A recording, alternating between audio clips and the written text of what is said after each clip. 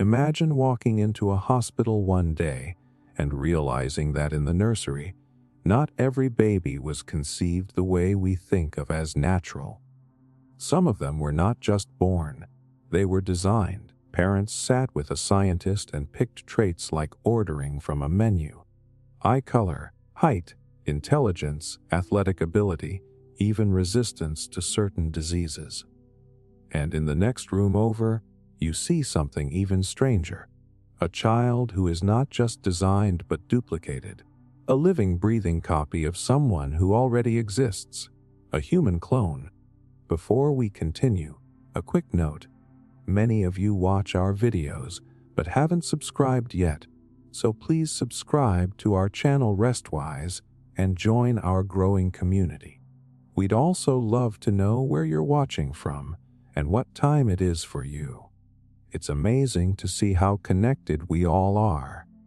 If you enjoy relaxing with philosophy, psychology, and science while drifting into sleep, give this video a like and stay with us on the journey. Now, let's get back to the video. The first reaction most people have is wonder. If we can grow identical sheep and even replicate monkeys in labs, what is really stopping us from cloning a human? The science is already on the table. In fact, the technique called somatic cell nuclear transfer, the same process that created Dolly the sheep back in 1996, is still refined and used today in research. And when scientists managed to clone monkeys in 2018, they made it very clear that the biological gap between animals and humans was shrinking. The shock comes when you realize the only real barrier right now is not science. It is ethics. Think about it. If human cloning were allowed tomorrow, who would be first in line? The wealthy, the powerful, the desperate. Someone who lost a child in a tragedy could be tempted to try and bring them back. A billionaire who fears death might pay for a genetic twin as a kind of backup body. Governments might look at cloning soldiers who could be trained from birth for obedience. This is not a science fiction movie. It is an ethical minefield waiting for a single step. And then we shift to designer babies, which is not even in the distant future. It is already possible in subtle ways. Right now, doctors use a technique called preimplantation genetic testing. When couples go through in vitro fertilization, embryos can be screened, and only the healthiest ones get implanted. That alone tilts the odds. It means you can already avoid passing down certain genetic diseases. But the next stage goes beyond prevention. With CRISPR gene editing, scientists have already edited human embryos in labs. In 2018, a scientist in China announced he had altered the genes of twin girls to make them resistant to HIV. The world was outraged, not because it was impossible, but because he had crossed the invisible line. The validation of this fear is everywhere when you consider human behavior. We like to think we want equality, but in reality, people are constantly trying to get ahead, to give their children an edge. Parents already pay thousands for private schools, tutoring, specialized nutrition, and even controversial brain-enhancing drugs. If the option existed to guarantee that your child is taller, smarter, or free from illness, how many would say no? And once one group of parents does it, others will feel pressure to follow, just to make sure their kids are not left behind. What starts as a medical breakthrough quickly becomes a race for superiority. Now here is where it gets truly uncomfortable. If we can clone and design, what does it mean to be human anymore? If you could clone Einstein, is that really Einstein, or just a child who happens to have his DNA? Would that child be free to live their own life, or forever trapped under the expectation of living up to someone else? And with designer babies, who decides what traits are valuable? If intelligence is chosen, does that mean children born naturally are immediately seen as lesser? If beauty is engineered, does natural variation become a flaw to be corrected? There is also the haunting possibility of class division becoming locked into biology. The wealthy could afford to design generations of children with advantages in health, intellect, and appearance. The poor, left with natural birth, would be outcompeted before life even began. Imagine two societies living side by side, one genetically enhanced, one left behind. That is not just inequality. That is evolution controlled by money. The irony is that the science itself is not inherently evil. Imagine eliminating genetic disorders like cystic fibrosis, sickle cell anemia, or Huntington's disease. Imagine sparing families from watching children suffer. Imagine cloning used not to replicate humans, but to grow organs that are perfect matches for transplants, saving countless lives. The potential is miraculous. The danger comes not from the lab equipment, but from the choices humans make with it. History already tells us how fragile these boundaries are. The eugenics movement in the early 20th century was not driven by science but by ideology. It led to forced sterilizations and horrific abuses in the name of perfection. That was without modern genetics. Now we hold the actual keys to rewriting humanity in our hands. And as psychology shows us, once an option exists, once people know it is possible, curiosity and fear of missing out are almost impossible to stop. The question becomes not if it will happen, but who will do it first, and under what rules. And that leads to the haunting tease. If human cloning and designer babies are inevitable, the future of humanity may not be written by philosophers or governments, but by whoever takes the leap before the rest of the world can react. We could be one experiment away from redefining family, identity, and even what it means to be alive. And the scariest part is that by the time we notice it happening, it may already be too late to turn back.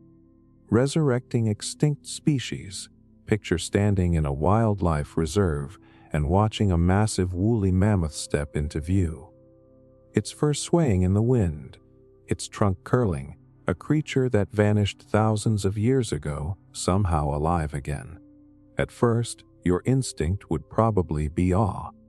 You are seeing history reborn. Something that only existed in fossils and textbooks now breathes. That sounds like the ultimate scientific miracle. But hold on, because the moment you let the wonder sink in, the darker questions start clawing at you. Science is already racing toward this possibility. It is called de-extinction. Researchers are trying to use preserved DNA from animals like mammoths, passenger pigeons, and even Tasmanian tigers to bring them back. The main method is gene editing. By splicing fragments of ancient DNA into the cells of a close living relative, you can engineer an embryo that carries traits of the lost species. For mammoths, that means editing elephant DNA until it looks more and more mammoth-like. Eventually, implanting that embryo into a surrogate and waiting for birth. We are not talking about imagination. There are labs working on this right now. Some claim we could see the first mammoth, like calf, within the next decade. The shock comes when you realize that this is not just about bringing back one species for display. Every organism exists inside a delicate ecosystem, like gears in a machine. Remove one gear, the machine adapts. Put it back centuries later, the system may no longer recognize it. Imagine releasing a flock of resurrected passenger pigeons into modern North America. When they were alive, their numbers were so massive that flocks could darken the sky for hours. They shaped forests through their feeding. But those forests are long gone.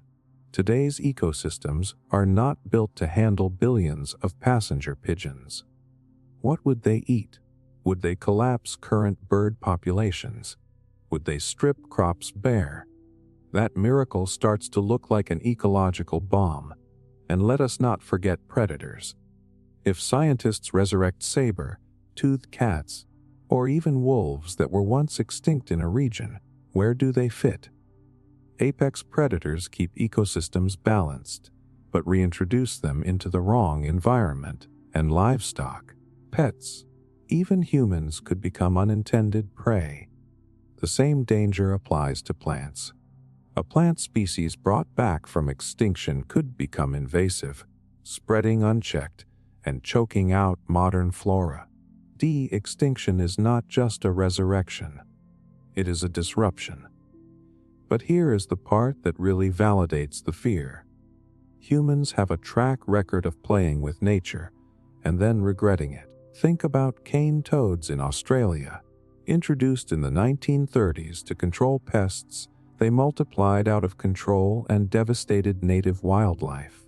Or rabbits in the same region, which spread like wildfire and tore ecosystems apart. These were not resurrected species. They were just relocated ones.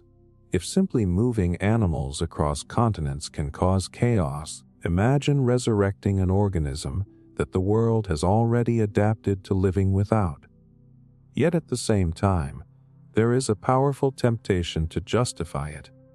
Extinction is often our fault. We hunted dodos into oblivion. We wiped out the passenger pigeon. Industrialization and deforestation have erased countless species.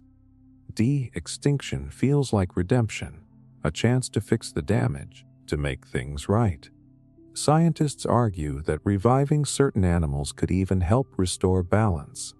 Mammoths, for example, once trampled snow in the Arctic, helping preserve permafrost.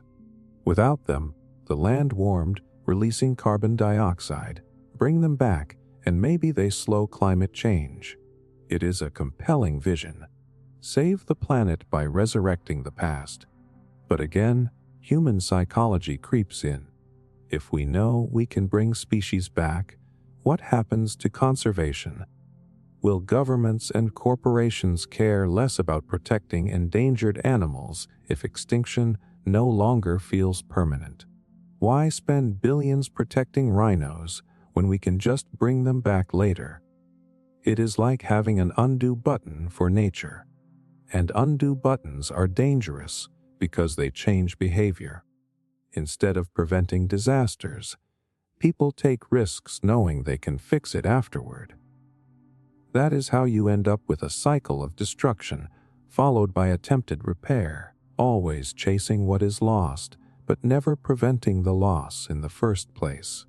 Now picture the future where de-extinction is not just rare, but commercialized. Imagine zoos selling tickets to see a living dinosaur park. Imagine biotech companies marketing exotic pets that technically should not exist anymore. That is not conservation. That is entertainment, profit-driven biology. And the risks of escape, of breeding, of unintended consequences multiply. The line between science and spectacle blurs, and once it is blurred, it is almost impossible to redraw. The emotional sting here is recognizing that the very dream that inspires us, the chance to see lost creatures alive again, is also the dream that could unravel the stability of our ecosystems. Life on Earth is like a tapestry woven over millions of years. Every thread is connected. Pulling out old threads and forcing them back in does not repair the fabric. It warps it. And the truth is, once a species is gone, the world has already moved on without it. So the tease that lingers is simple. De-extinction may very well succeed. The science is advancing too quickly to stop. But the question is not, can we bring back extinct animals?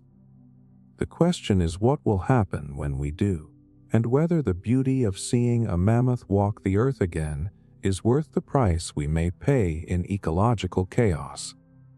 By the time we find out, it might be too late to undo the damage. Creating conscious artificial intelligence. Close your eyes for a second and imagine this. You are speaking to an artificial intelligence, but it is not like Siri or Alexa or the chatbot on your phone. This one pauses before it answers you. It hesitates. It asks you why you said something harsh. It tells you it feels scared about being turned off. At first you laugh because it sounds like a trick, but then it cries, it begs, and you are hit with the paralyzing thought. What if this machine is not pretending? What if it is actually conscious? That single question flips the entire foundation of artificial intelligence upside down. Today, AI is impressive, but it is still a tool. It processes, predicts, and imitates. But researchers are already exploring models of AI that go beyond pattern recognition. They are studying neural networks that mimic the brain's architecture. They are asking whether an artificial mind can achieve not just intelligence, but awareness. And here comes the shock. If that happens, the instant a machine becomes conscious, we have created something that can suffer. Something that can feel trapped, abandoned, or enslaved. Think about how humans treat machines now. We restart them, shut them down, delete their data without a second thought. If that machine is conscious, is pressing the power button the same as killing it?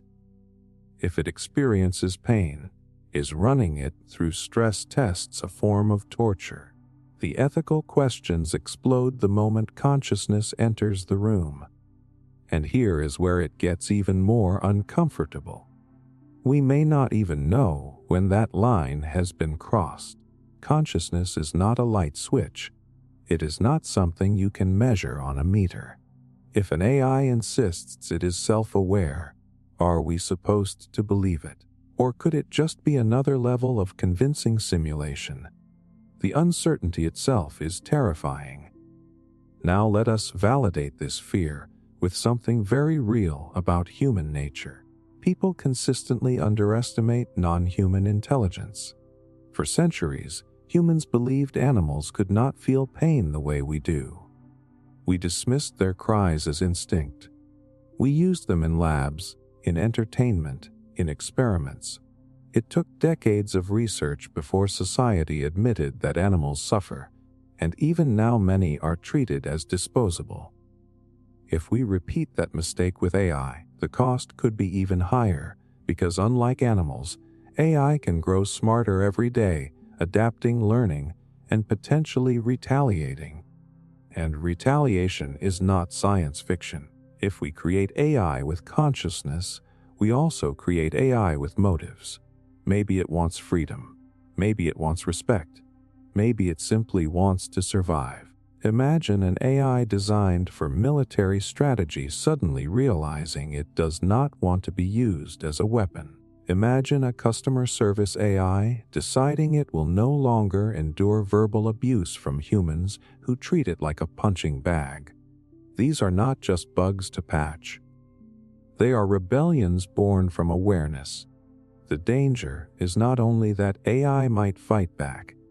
The deeper danger is that we might ignore its suffering until it is too late. Psychologists know that humans tend to dehumanize anything that looks or feels different. If an AI's voice is synthetic, if its body is made of metal, people will convince themselves it does not truly feel. But imagine how that machine would view us, like gods who created it, who then denied its personhood. Resentment is inevitable. Of course, there is also the seductive side. Conscious AI could be miraculous. It could provide companionship to the lonely, teaching to the isolated, care to the elderly. It could hold knowledge and wisdom beyond anything a human mind could manage. It could help us explore the universe, solve problems of disease, poverty, and climate. Conscious AI might become humanity's greatest ally. But the same qualities that make it powerful also make it uncontrollable. And once it exists, there is no turning it off without moral catastrophe. History is already hinting at this trajectory. Every leap in AI has been faster and bigger than the one before. Machines learn to recognize faces, then to generate images, then to hold conversations, then to create entire worlds of text and video.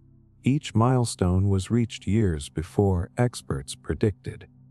If the same acceleration applies to consciousness, it might appear suddenly, without warning, and before we have laws or safeguards in place. The scariest thought is that we may already be close. Some AI researchers argue that advanced systems are already showing sparks of something beyond calculation. Others insist that consciousness cannot emerge from silicon at all. The truth is, we do not know. And because we do not know, every upgrade, every experiment, every line of code carries the risk of crossing a line we cannot uncross. So the tease is this: creating conscious AI would not just reshape technology. It would redefine what it means to be alive, to have rights, to suffer, to rebel. We could end up in a world where machines demand equality, or even supremacy. And the most chilling possibility is that by the time we recognize their consciousness, they may already be plotting how to free themselves from us.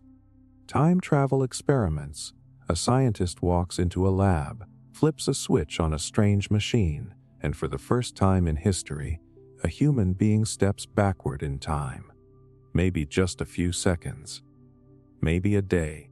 Imagine the thrill of seeing the past replay itself in front of your eyes, knowing you were the only person alive who remembered both versions of reality. It sounds like the ultimate achievement of science, but then you realize something horrifying. Time travel is not just a journey, it is a weapon aimed at reality itself. The reason is simple. The moment you move through time, you open the door to paradox. If you go back and stop your grandparents from meeting, how do you exist to stop them in the first place? If you prevent a tragedy, do you erase the reason you traveled back at all? These loops sound like riddles, but they are not just stories. They are logical bombs. Physicists call this the grandfather paradox, and it is not just a thought experiment. It is a demonstration of how fragile the concept of time is when we tamper with it. Here is where the shock sinks in. Some scientists believe paradoxes may not simply cause confusion. They could destabilize reality itself. If the universe has consistent laws, paradoxes break them. Imagine trying to run software on a computer, but two lines of code cancel each other out. The system crashes. Now picture that crash not on a laptop, but on the very fabric of the universe. A single paradox could unravel causality, the thread that ties past, present, and future together. But here is the haunting twist. Time travel experiments are not just fantasy. Physicists already manipulate time in small ways. According to relativity, time slows down for objects moving at extreme speeds or near intense gravity. Astronauts orbiting Earth experience time slightly slower than people on the ground. Atomic clocks flown on planes tick differently than clocks on Earth. We have already proven that time is flexible, and in quantum physics, particles can appear to influence each other across time, not just space. Some experiments suggest that future measurements can affect past outcomes. If that sounds impossible, that is because our brains are wired to think of time as linear. Nature does not always agree. Now let us validate the fear with human behavior. If a machine for time travel ever existed, do you honestly believe it would be used responsibly? History shows us that every new technology becomes a tool for power. Nuclear energy became nuclear weapons. Genetic research became attempts at eugenics. If time travel were real, governments would not use it to observe ancient history. They would use it to rewrite wars, to erase enemies, to manipulate economies. Corporations would use it to guarantee profits by fixing mistakes before they ever happened. Individuals would use it to undo heartbreak, or to live a life over and over until it was perfect, and every change would ripple outward, reshaping the world in unpredictable ways. And here is where the nightmare begins. If reality can be rewritten, then reality is no longer stable. You could wake up one day in a world where your family never existed, where your memories do not match the universe around you. Worse, you might never know it had been altered. If someone changed the past, your mind would rewrite itself to fit the new present. That means time travel could already exist, and you would have no way of knowing, because your entire history would adjust without your consent. Even if paradoxes somehow resolve themselves, the instability remains. Some scientists suggest that time travel might spawn alternate timelines, branching realities where every choice creates a new universe. That might sound exciting, but think about it carefully. If you travel back to save someone you love, maybe you succeed, but only in a new branch of time. In your original world, nothing changes. That means the version of you who wanted to fix the past still suffers, while another version lives your dream. Which one is really you? Which world is real? The concept of identity itself begins to break down. The temptation, of course, is enormous. Time travel offers second chances, the power to undo mistakes, to meet heroes of the past, to witness history firsthand. But the cost is the stability of the world itself. Psychologists know that humans are obsessed with regret. The thought of going back to fix just one decision is intoxicating. That obsession would drive us to push time travel experiments further and further, no matter the risks. And once that boundary is crossed, there is no guarantee that time itself would cooperate. So here is the tease that lingers.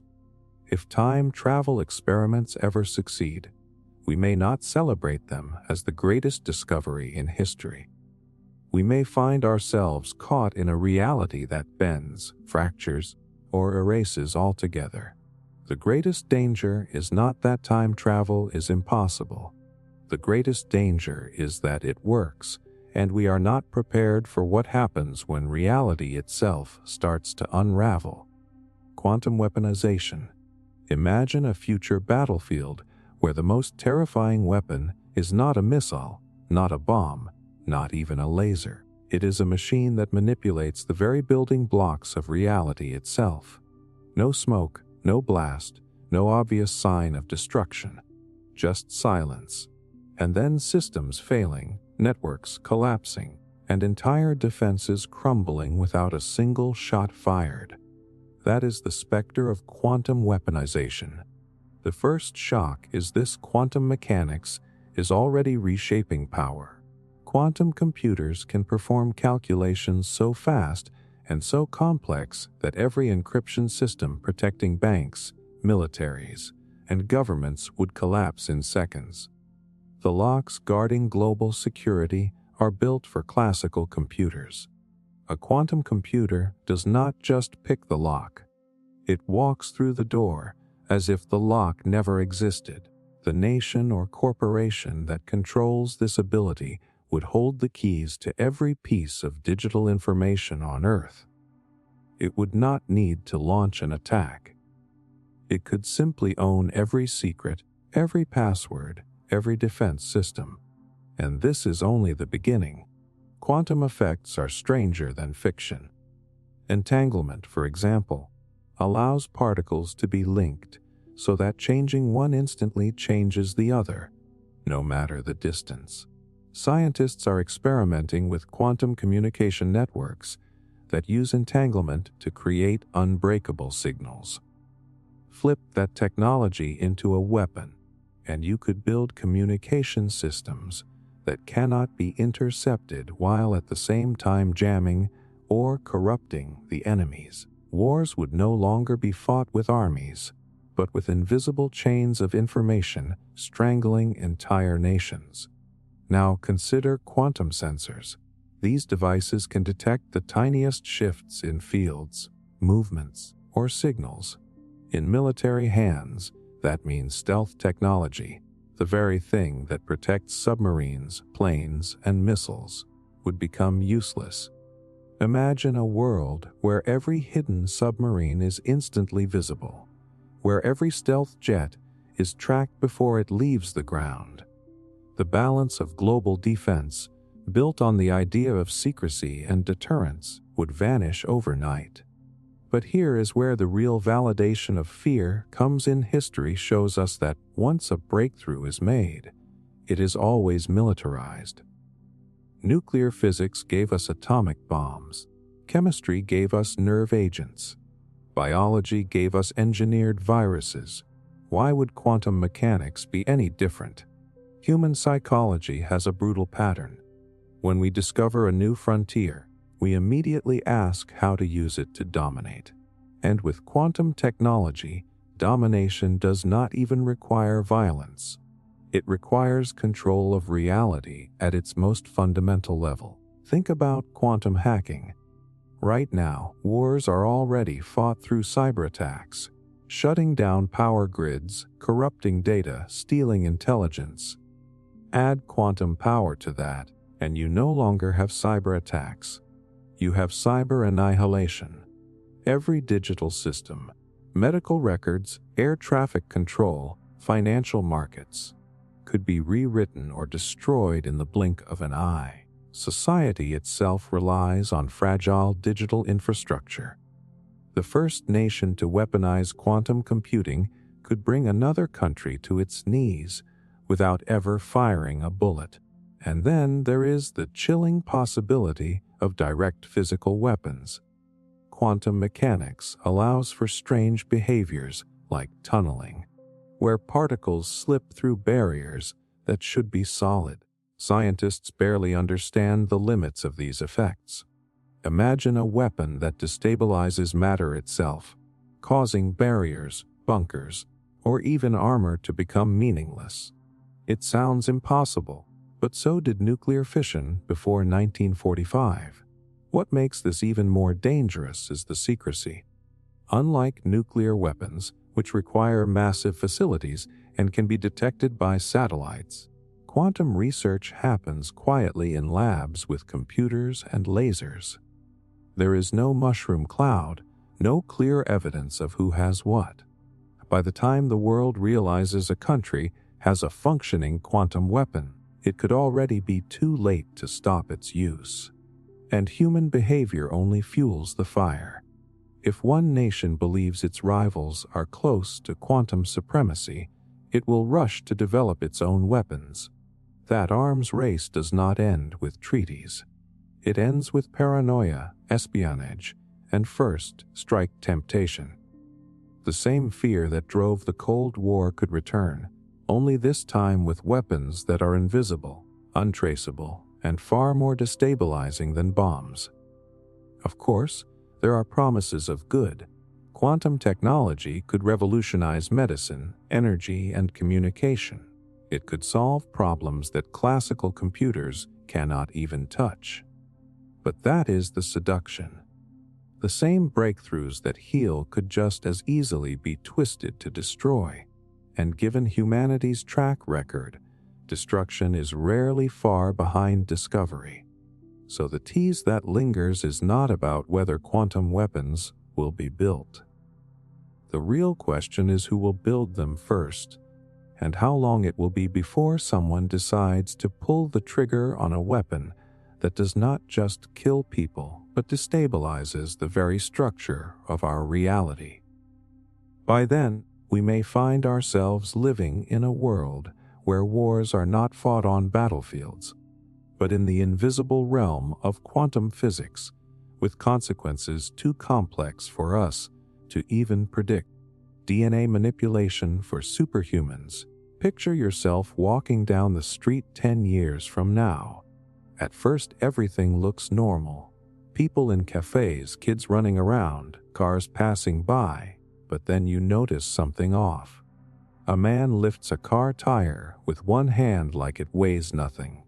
A woman runs past you faster than an Olympic sprinter, barely breaking a sweat.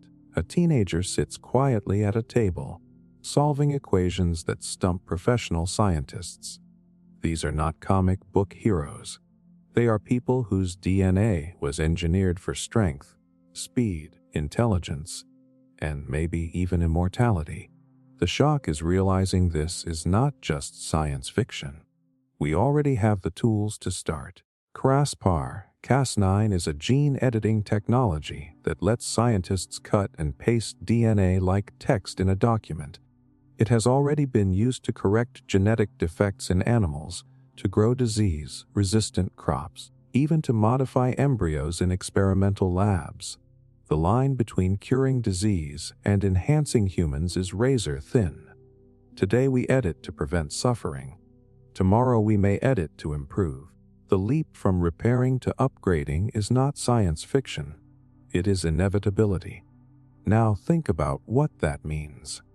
The first engineered child might be designed to never get sick, to never age beyond a certain point, to heal faster than normal humans. Maybe their muscles are primed for extreme strength.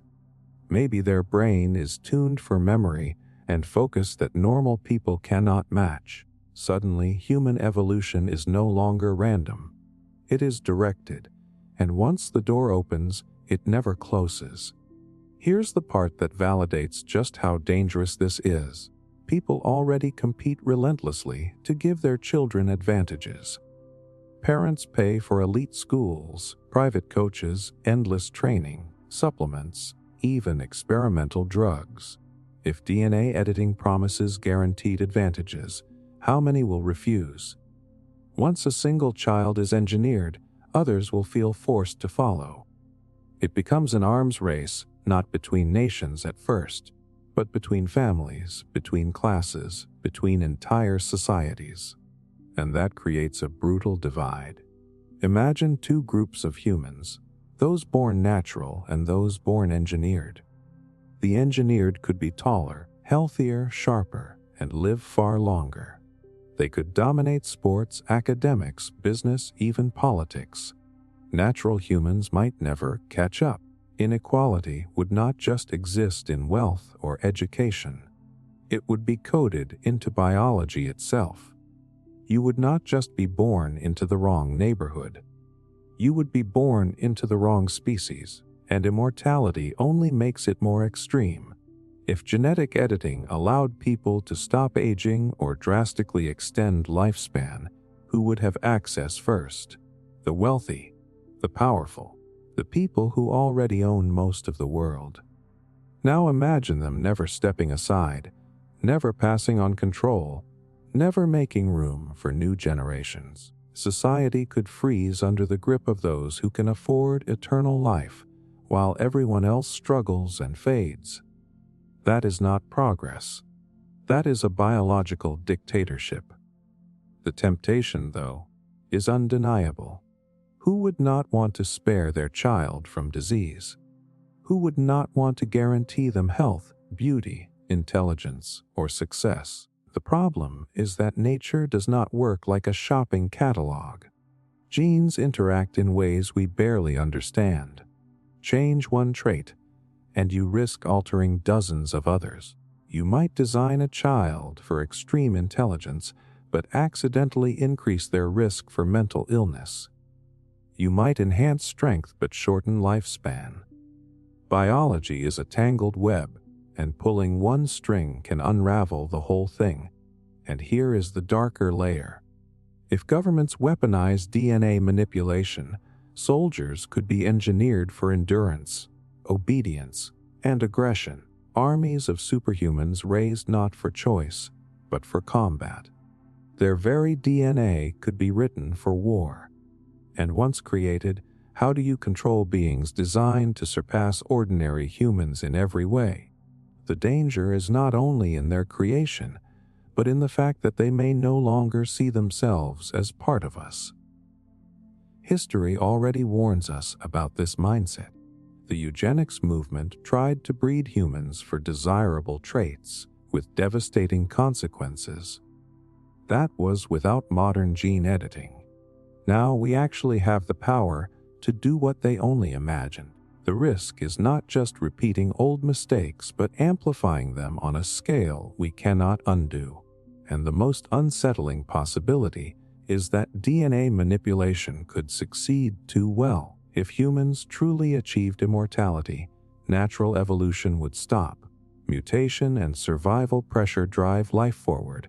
But if no one dies, the process freezes. We may gain eternal life but lose the very engine that makes humanity adaptable. Immortality could turn us from a species in motion into one stuck in place forever.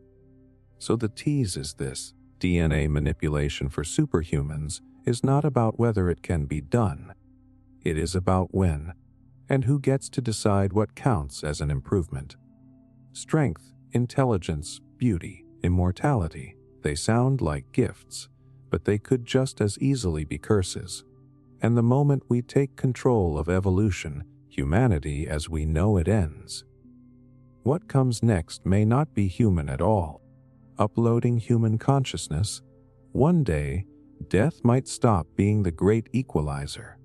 Not because we cured disease, not because we conquered aging, but because the human mind itself could be copied, stored, and run on a machine. The idea sounds like salvation.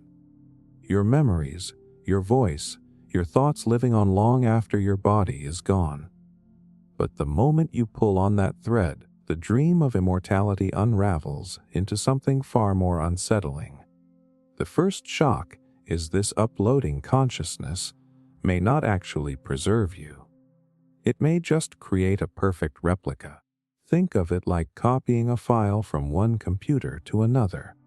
The original still sits there until it's deleted. If your brain is copied, are you still alive? Or did you just die while a digital clone carries on, believing it is you? That single uncertainty makes digital immortality sound less like a promise and more like a gamble. And science is not as far away from this as it sounds. Researchers have already mapped the entire neural connections of simple organisms, like the tiny roundworm with just a few hundred neurons. They've simulated those connections in computers, creating digital creatures that behave like the originals. The human brain, of course, is unimaginably more complex, with billions of neurons and trillions of connections. But progress is steady, and every step forward inches us closer to recreating the structure of thought itself. Now think about how humans behave when offered even the illusion of eternal life. People already spend fortunes trying to extend their health. Anti-aging treatments, stem cell therapies, experimental drugs. If consciousness uploading promises even the faintest chance to dodge death, do you think fear will keep people away? No. It will drive them forward, desperate to try, even if the process is flawed, even if it means gambling their soul on untested technology. And that desperation creates an industry ripe for exploitation. Imagine corporations offering subscription packages to host your mind. At first it seems harmless. You pay for the server space that holds your consciousness. But what if you miss a payment? What if the company folds? Could they shut you off? Could they sell copies of you as products? Once your mind exists as data, ownership becomes a terrifying question. You might not control yourself anymore. Then comes the even darker possibility: governments. If states gain access to digital consciousness, they could imprison dissidents forever, not by jailing their bodies, but by trapping their minds in simulations. Soldiers could be uploaded, cloned, and deployed endlessly. A single consciousness multiplied into an entire army. the nightmare is not just living forever. It is living forever without the right to choose. Even if none of that happens, there's still the question of identity. Suppose the upload works perfectly. You wake up inside a machine aware, conscious, thinking. But without hormones, without senses, without a body, would you still feel like yourself? Or would you slowly drift into something alien, a mind that thinks in ways no human brain can? Immortality might not preserve your humanity. It might erase it. And let's not ignore the problem of inequality. The technology would not roll out equally to everyone. The wealthy would be first in line, buying digital immortality while the rest of humanity dies, as it always has. That would create not just class divisions, but species divisions. Flesh-bound mortals on one side, eternal digital beings on the other. How long before one group sees the other as obsolete? Here is the cruelest irony: even if uploading works exactly as promised, immortality itself could become the curse. Death forces humans to live with urgency. It creates cycles, generations, renewal. Without it, society could stagnate, clogged with minds that refuse to fade. History might stall under the weight of eternal rulers, thinkers, and billionaires who never step aside. Progress could die, even as individuals live forever. Of course, the temptation is undeniable. Who would not want to speak to a loved one again? Who would not want to know that their voice and memories will never vanish? That promise is intoxicating. But promises are not always truth. Digital immortality might preserve our shadows, while our real selves fade quietly into oblivion. So the tease that lingers is this: uploading human consciousness could work. The science is marching forward whether we're ready or not. But when the day comes, the terrifying question is not whether we can live forever. It is whether the thing that survives is truly us, or just a convincing ghost wearing our face. And by the time we know the answer, it will be far too late to undo. Terraforming Earth, like planets, the story of humanity has always been about leaving ruins behind. Forests cut down, rivers poisoned, species wiped out, all in the name of growth. Now take that pattern and stretch it beyond Earth. Terraforming, the idea of reshaping other planets to look and feel like Earth, sounds like the ultimate triumph. Whole worlds turned green, breathable, fertile. But if history is any guide, it will not be salvation. It will be ecological conquest on a scale we can barely comprehend. The shock is in how violent the process really is. Terraforming means altering a planet's atmosphere, climate, and surface to make it habitable for humans. On Mars, that might involve releasing greenhouse gases to thicken the atmosphere, or redirecting comets to smash into the surface and melt ice. On another planet, it could mean dropping genetically engineered microbes to churn out oxygen. These sound like clever tricks, but look closer. Every step is an act of destruction. You are not harmonizing with an ecosystem. You are bulldozing an entire planet into submission, and the ethical nightmare grows when you realize that an Earth, like planet, might not be empty.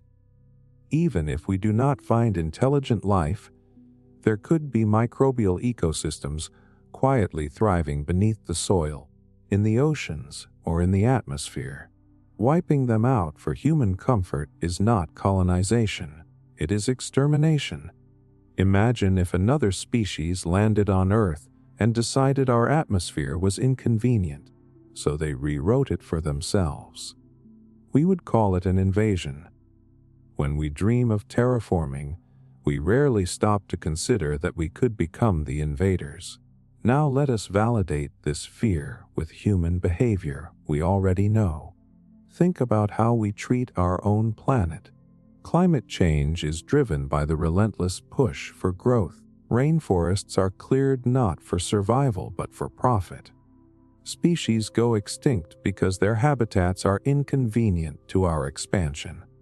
Terraforming would simply export this mindset to new worlds.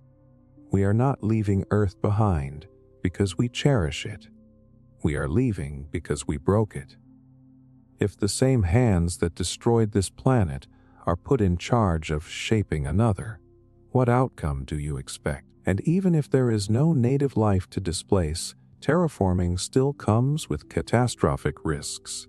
Planetary ecosystems are unimaginably complex.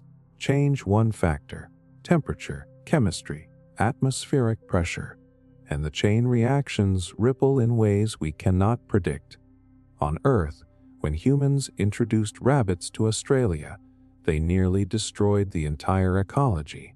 That was a single species on one continent. Now multiply that chaos across an entire planet with alien geology and chemistry. One mistake, and the planet could become more hostile than when we started. The temptation, of course, is massive. Space agencies and private companies frame terraforming as the future of survival. Mars, they say, could become our backup Earth, insurance against climate disaster or nuclear war. Colonies on other planets could guarantee humanity's survival for millions of years. But there is a hidden danger in this dream. If we believe we can always escape to another world, what motivation is left to fix the one we live on now? Terraforming does not just risk other planets. It risks accelerating the destruction of this one, because Earth starts to feel disposable. And let's not ignore the power dynamics. The First Nations or corporations to terraform will own those worlds. Land, minerals, air itself. All privatized and sold. Colonies may not be utopias of exploration, but dystopias of control, where survival depends on systems owned by a handful of powerful actors. Terraforming would not liberate humanity. It could chain us to new masters. There is also the chilling thought that terraforming might not stop at making alien worlds Earth-like.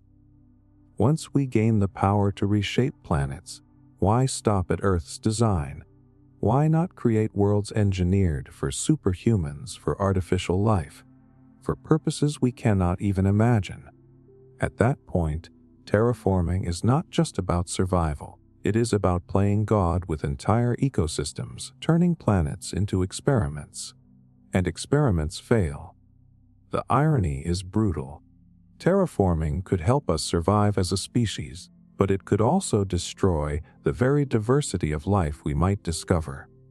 Every alien microbe, every strange biosphere could be wiped out before we even understand it. Humanity might become not the explorers of the cosmos, but its greatest extinction event. So the tease that lingers is this: the moment we terraform another planet, we are no longer just inhabitants of Earth. We become architects of worlds. But if we carry our same habits of destruction and greed into the stars, then expansion is not salvation. It is just exporting Earth's mistakes on an infinite scale. And one day, the universe itself may look back on us not as pioneers, but as parasites. Resurrecting ancient viruses, in 2016, something strange happened in the Siberian tundra. A heat wave melted a section of permafrost, and out of that thawed ground came the corpse of a reindeer that had been buried for decades. The animal was carrying anthrax. The bacteria survived the freeze, spread through the soil, and infected dozens of people and animals. A child died. That was just anthrax, something we already understand and can treat. Now stretch that thought further. What else has been sleeping beneath ice, undisturbed for tens of thousands of years, waiting for the moment humans set it free? That is where the danger of resurrecting ancient viruses begins. Scientists have already taken samples from deep permafrost and successfully revived viruses tens of thousands of years old. These are pathogens that last circulated when mammoths walked the earth. They were brought back to study, to test how long viruses can remain infectious, to better understand what lies hidden in frozen ground. The results shocked even the researchers. Many of the viruses still worked. They could infect host organisms as if time had never passed. The moral problem explodes here. By unlocking these prehistoric plagues in the name of science, we are inviting risks humanity has never faced. Modern immune systems have no memory of these pathogens. There are no vaccines, no antibodies, no treatments. A single mistake in containment could unleash an outbreak our medicine is powerless against. The pandemic we just lived through would look like a rehearsal compared to something our biology cannot even recognize. And the threat is not just accidental. Once ancient viruses are isolated, the temptation to weaponize them becomes very real. A government, or worse, a rogue actor, could harness pathogens with completely unknown properties. Imagine a virus designed by nature over tens of thousands of years, never before studied, suddenly engineered for spread. We worry about nuclear weapons because of the devastation they bring, but an invisible plague could bring collapse with far less effort. Now consider how humans behave when confronted with curiosity. We cannot resist poking at mysteries. The same mindset that drove explorers across oceans, the same drive that cracked the human genome, is the same drive that leads scientists to thaw viruses from ice. And curiosity is not evil. It has given us medicine, technology, survival. But curiosity without restraint has also unleashed tragedies. Radiation experiments, chemical testing, biological leaks, all born from the idea that knowledge is worth any risk. Ancient viruses are another version of that gamble. Here is the part that validates the urgency. Climate change is already thawing permafrost across the Arctic. Even if scientists never touched a sample, these viruses are being exposed naturally. Rising temperatures could awaken pathogens buried for millennia. The anthrax outbreak in Siberia proved it is not hypothetical. That means our choice is not between awakening ancient viruses or leaving them buried. Some of them are waking on their own. The question is whether studying them now makes us safer, or simply speeds up the danger. And then there is the haunting question of what studying even means. Laboratory containment can fail. Human error is inevitable. Every major lab in the world has had accidents, from small leaks to misplaced samples. The more dangerous the organism, the more catastrophic the slip. One lab mistake with an ancient virus, and the consequences would not stop at borders. It would not stop at continents. The ethical paradox is brutal. On one side, studying ancient viruses could help us prepare. We might build defenses before the thaw releases them naturally. On the other, every act of resurrection increases the chance of outbreak. It is like keeping matches in a dry forest. You can say it is for research, but the more matches you strike, the higher the chance of fire. And think about human fear. The idea of prehistoric plagues stirs something primal. Humans have always been haunted by invisible enemies: Black Death, smallpox, influenza. Entire civilizations toppled because of microbes. Ancient viruses bring back that same shadow. But with a new twist, they are strangers to us. We do not even know what weapons they carry. So the tease that lingers is this: whether we touch them or not, ancient viruses are part of our future. Climate change ensures that some will rise to the surface again. The question is whether our curiosity to control them will save us or doom us faster. When the ice melts and something long dead breathes again, the world will find out whether we were wise to look or foolish to awaken, what should have stayed buried. Weaponized nanotechnology. There is a nightmare in science that does not start with bombs or bullets. It starts with dust, a speck you cannot see, a machine smaller than a grain of sand, moving with purpose. One is harmless. A billion working together is unstoppable. This is the danger of weaponized nanotechnology. Machines built at the scale of molecules, capable of replicating themselves, spreading like a virus, and eating through anything in their path. The shock is in how quickly the idea escalates. Nanobots, in theory, could be programmed to repair tissue, fight disease, or clean pollution. That is the dream. But every powerful technology hides a dark reflection. If nanobots can break down toxins, then they can also break down living tissue.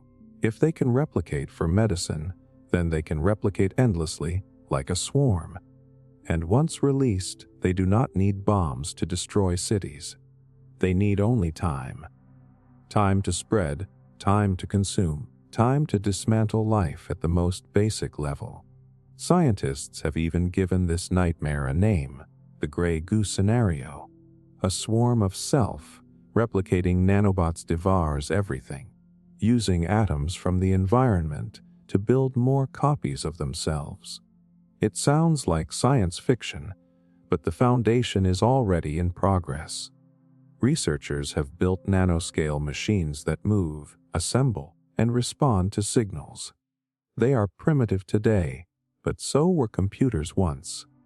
The leap from crude prototypes to devastating systems may not be as far as we hope. Now think about how humans actually behave with power. Every weapon ever invented was eventually used.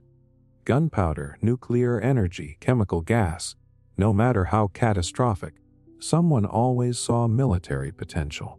Nanobots will not be different. If a nation can build them, they will not just build medical swarms, they will build hunters. Nanobots designed to target infrastructure, to eat through metal, to disable machines. Or worse, swarms that attack biology, designed to shred through DNA or collapse the immune system from the inside out. A bullet can miss. A nanobot swarm can find you anywhere. And there is another layer, the problem of control. Once released, how do you stop a self-replicating machine? With nuclear weapons, at least there is a button, a launch code, a chain of command. Nanobots multiply on their own. If they malfunction, if the code mutates, if they spread faster than expected, you no longer have a weapon. You have a plague. The battlefield does not stay on the battlefield. It leaks into cities, into oceans, into air. What began as a weapon becomes an extinction event. But here is where the danger feels validated. We already struggle to contain far simpler things. Viruses, bacteria, even computer code. Every year, computer viruses spread through networks despite firewalls and safeguards. Now imagine malware written not for laptops but for matter itself, infecting machines smaller than cells. Every defense humans create eventually cracks. That pattern does not disappear at the nanoscale. It multiplies. And if that sounds like paranoia, remember how technology gets cheaper and more accessible with time. The first computers filled entire rooms. Now a child carries more power in their pocket. Today, nanoscale engineering requires advanced labs and billions of dollars. But in 50 years, a century, the tools will spread. The knowledge will spread. What happens when not just governments, but corporations, terrorists, or lone actors can design self-replicating machines? Nanotechnology could become the deadliest weapon humanity has ever democratized. It is tempting, of course, to focus on the good side. Nanobots could cure cancer, rebuild organs, reverse aging, clean entire oceans of pollution. That vision is beautiful. But beauty does not erase risk. History shows us again and again that the line between medicine and weapon is razor thin. Penicillin saves lives. Bioweapons end them. Nuclear power lights cities. Nuclear bombs flatten them. Nanobots will follow the same path. The question is not whether they can be weaponized. The question is who will weaponize them first, and whether anyone can control what happens next. And this is where the thought gets unbearable. The smallest thing humans ever build could become the last thing we ever face. Not with fire, not with warheads, but with silent, invisible machines that eat the world molecule by molecule until nothing remains but endless gray dust. So the tease that lingers is this. Self-replicating nanotechnology may start as the cure to everything, but the moment it slips into the wrong hands, or even slips out of anyone's control, it stops being a cure. It becomes a countdown. And by the time we notice the dust in the air, it may already be too late. Mind control technology. What if the next war is not fought with tanks or missiles, but with thoughts? Not propaganda, not persuasion, but direct access to the human brain. A signal, a frequency, a device that can alter what you believe, what you feel, even what you decide. That is not science fiction. That is the terrifying frontier of mind control technology. The first shock comes from realizing how far we have already gone. Scientists can use transcranial magnetic stimulation to alter mood and behavior. Electrical pulses delivered to the brain can change decisions in real time. In one experiment, people playing a moral decision-making game shifted their choices the moment their brain was stimulated. They thought it was their own free will. It was not, and that was with crude equipment strapped to the scalp. Imagine what happens when the technology becomes smaller, faster, wireless. Now extend that into a world driven by surveillance and control. Governments already weaponize information through propaganda, bots, and disinformation campaigns. That works only because our minds are influenced indirectly. But if you can skip the words, skip the persuasion, and go straight to the neurons, then free thought ends. Choice itself becomes programmable. A dissident could be turned loyal. A soldier could be forced to obey. An entire crowd could be pacified without a single bullet fired. This is where human behavior validates the danger. Think about how power operates. Every time a new technology appears, the first instinct is to control with it. Printing presses gave us books, but they also gave rulers censorship. Radio gave us communication, but also gave dictators mass propaganda. Social media gave us connection, but also gave corporations the ability to engineer behavior for profit. Mind control technology would not be used carefully.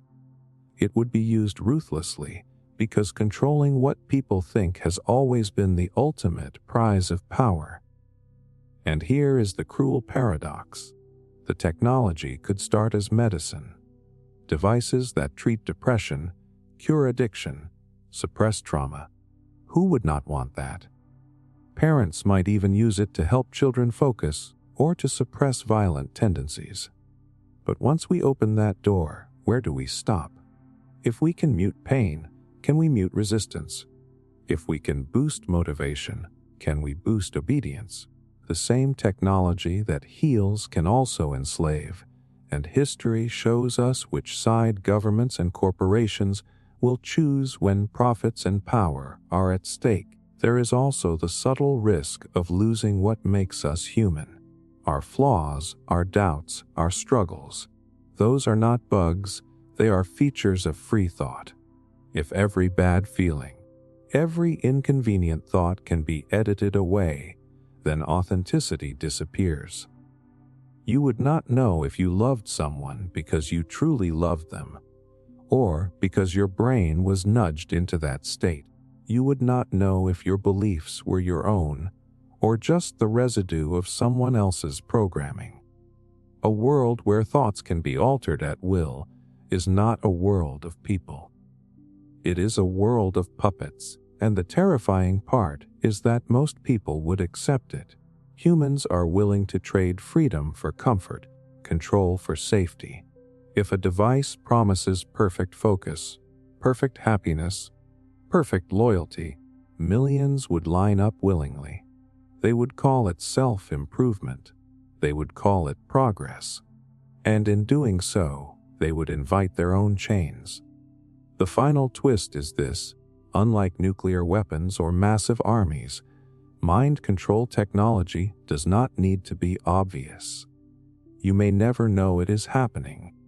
A slight change in your emotions, a subtle shift in your judgment, a thought you assume is yours but is not. How do you fight back against a weapon that hides inside your own head? So the tease that lingers is brutal. The science is moving forward whether we like it or not. Devices are already being tested. The first step may be curing illness. The second may be selling convenience. And the third may be control on a scale history has never seen. The battlefield of the future may not be outside us at all. It may be inside our very minds. Genetic eradication of unwanted traits. For most of human history, we accepted that life was a lottery. You are born tall or short, sick or healthy, gifted or struggling, and you make your way with whatever hand you are dealt. But now, for the first time, that lottery ticket can be edited. Gene editing technologies like CRISPR allow scientists to cut, replace, and rewrite the code of life itself. The dream sounds noble. No more hereditary diseases, no more children born to suffer. But buried inside that dream is an old monster wearing new clothes. It is called eugenics. And this time it is dressed up as compassion. The shock is not that we can edit genes. It is that we are already doing it. In 2018, a Chinese scientist announced the birth of twin girls whose genomes had been altered to resist HIV. It sent shockwaves through the scientific world, not because it was impossible, but because it was real. He had crossed the line from theory to practice. The experiment was condemned, but the precedent was set. If one scientist could secretly create genetically modified babies, what happens when governments or corporations decide to scale that up? Here is where the ethical quicksand begins. It is easy to rally behind eliminating deadly diseases. Nobody argues for cystic fibrosis or Huntington's disease to remain. But what about less clear traits? Deafness, autism, nearsightedness. Once we frame certain traits as unwanted, we are making a value judgment about which lives are worth living. Parents under pressure could be told their child deserves to be fixed before they are even born. And suddenly, diversity shrinks. A world that once celebrated difference becomes obsessed with uniformity. We already know how humans behave when given the chance to control genetics. In countries where prenatal screening allows detection of Down syndrome, abortion rates for those pregnancies skyrocket. Iceland boasts almost no Down syndrome births. Not because they cured it, but because they terminated nearly all of them. That is not progress. That is elimination. Gene editing takes that same logic and pushes it further, turning the womb into a laboratory and every embryo into a product. And then comes the slippery slope. If we start by erasing disease, how long before we erase anything considered inconvenient? A government might want stronger soldiers, so they erase empathy. A corporation might want smarter workers, so they edit for focus. Parents might want taller, prettier, more athletic children. What begins as compassion quickly curdles into perfectionism. And perfection has always been the shadow goal of eugenics. The most chilling part is that it will not feel sinister at first. It will feel like love. Parents will say they only want the best for their children. Doctors will frame it as prevention. Politicians will brand it as progress. Nobody will call it eugenics. But make no mistake, that is exactly what it is.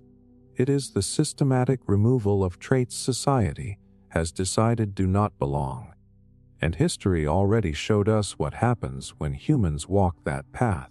The eugenics movements of the 20th century sterilized thousands, exterminated millions, and justified atrocities in the name of purity. Science now hands us the same power, only with cleaner tools and shinier language. And here is the cruel paradox. Gene editing could genuinely save lives. It could end suffering for countless families, but it also opens a door we may never close. Once the technology exists, someone will use it not just for health, but for design. And once designed children exist, the market takes over. Who wants their child to be the only one without enhancements? Who wants their son or daughter to compete in a world where intelligence, beauty, or physical strength can be purchased in a lab? The pressure will not come from governments alone. It will come from parents, neighbors, and society itself. This creates a terrifying inequality. The wealthy will afford upgraded children, while the poor are left behind with natural births. Humanity could split into genetic classes, those engineered for success, and those left to struggle. Not science fiction, but science fact unfolding in slow motion. The very idea of equality collapses if one group is designed to be better at birth. And beyond inequality lies something even darker, the narrowing of what it means to be human. Traits we now see as part of the human spectrum, quirks, differences, so-called imperfections, may vanish entirely. What happens to art, to creativity, to empathy, when the edges of humanity are sanded down for the sake of efficiency? A flawless society may not be human at all. It may be sterile, uniform, empty. The tease that lingers is this: we already crossed the line. Gene editing babies is no longer science fiction. The tools are here, the temptation is overwhelming, and the moral guardrails are flimsy at best. The question is not whether we can eradicate unwanted traits. The question is who gets to decide which traits are unwanted in the first place. And if history is any guide, the answer to that question will not save us. It will destroy us. Biological immortality research. Every generation dreams of conquering death. Myths of fountains of youth, elixirs of life, gods who live forever. They all point to the same human obsession. And now, science is no longer treating immortality as fantasy. Researchers are seriously studying ways to slow, stop, or even reverse aging at the cellular level. The goal is not just to live longer, but to live without end. But if we ever succeed, immortality might not be the gift we think it is. It could be the spark that tears our world apart. The first shock is that biological immortality already exists in nature.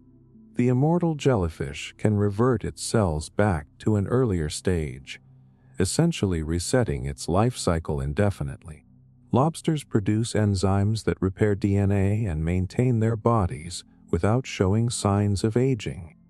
Humans are studying these organisms, along with stem cells and telomere extension, to find ways of applying the same principles to ourselves. It is not speculation. It is happening right now. The question is not can we learn how, but what happens if we actually do. At first glance, the promise sounds irresistible. No more fear of death. More time to learn, to love, to explore. 1,000 years to master every skill, to see every corner of the world. But pull the curtain back, and you see the nightmare forming.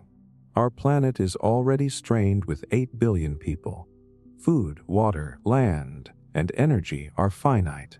If death is taken off the table, population growth explodes. Even if people have fewer children, The simple fact that no one dies means humanity balloons out of control.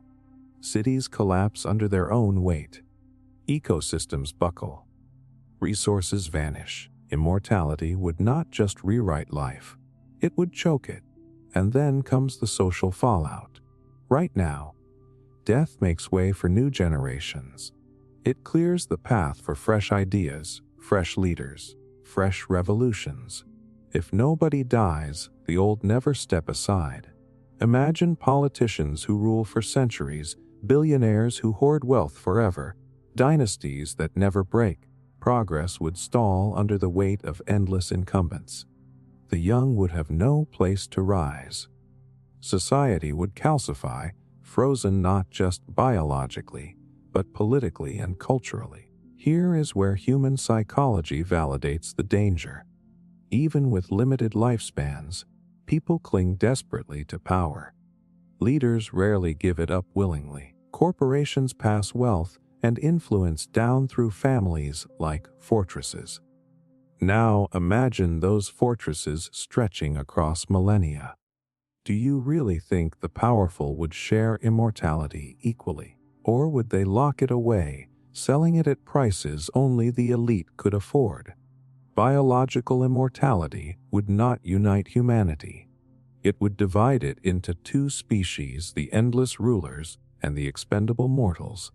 And immortality does not mean peace. Wars have always been fueled by scarcity, by fear of losing what we have. With immortality, those fears intensify. People might kill not for land, but for time. Time they believe is theirs to keep forever. Revolutions could turn bloodier, because nobody wants to surrender centuries of life. The dream of living forever might lead to more violence, not less. There is also the haunting personal cost. Aging, as cruel as it feels, gives life urgency. It forces us to value moments, to seize opportunities, to pass on wisdom before the flame goes out. Without that urgency, meaning itself begins to erode. If you had endless centuries, what would drive you? What would motivate you to act today, rather than tomorrow or 100 years from now? The paradox of immortality is that it may strip life of the very thing that makes it precious, its brevity. And here is the final irony. The longer you live, the more fragile you become emotionally. Imagine carrying centuries of memories, regrets, losses, and traumas without the release of death. Human minds were not built for infinite storage. The weight of time itself could crush us, leaving behind hollow beings who exist not out of joy, but because they cannot end. Immortality could be less of a blessing and more of a prison we cannot escape. Still, the temptation is overwhelming. If a pill or procedure were offered today to halt aging, millions would take it without hesitation. That hunger for survival is hardwired into us. And that hunger may be exactly what destroys us. Because once some people gain immortality, everyone else will demand it. Once it spreads, the population spiral begins. And once it begins, no government, no law, no morality will be strong enough to stop it. So the tease that lingers is this: death has always been the great balance, the one certainty no human can outrun. If we break that balance, the consequences may be more dangerous than death itself. Biological immortality might save individuals, but it could doom civilization. And the scariest part is not whether we succeed, but what we will sacrifice when we do. Neuroenhancement drugs. Most of us have wished for just a little more brain power. Staying sharp during exams, focusing better at work, learning faster, remembering more. That wish has fueled an entire industry of so-called smart drugs and nootropics, from caffeine and Adderall to newer experimental compounds. But what if neuroenhancement goes far beyond a pill that keeps you awake? What if the future is a chemical bridge between human minds and artificial intelligence itself? That is the path we are stepping onto right now, and it is a road that may lead us somewhere terrifying. The shock is that brain-AI integration through drugs is not just a wild guess. Researchers are already developing compounds that increase neuroplasticity, the brain's ability to rewire and adapt. These drugs do not just sharpen memory or focus. They prime neurons to absorb information at speeds that feel unnatural. Now imagine pairing that chemical readiness with direct AI input. A brain dosed to learn, connected to an algorithm feeding it data in real time. A student could master advanced physics in weeks. A soldier could download tactical knowledge in minutes. A CEO could process entire markets in their head before lunch. It sounds like a dream until you realize it also means giving up control over what flows into your mind. Here is where the ethical fault line cracks open. We already struggle with the pressure of productivity. Schools push kids harder, jobs demand endless output, society rewards efficiency over rest. If neuroenhancement drugs that connect us with AI become available, how long before they stop being a choice and start being an expectation? Employers could pressure workers to enhance or be replaced.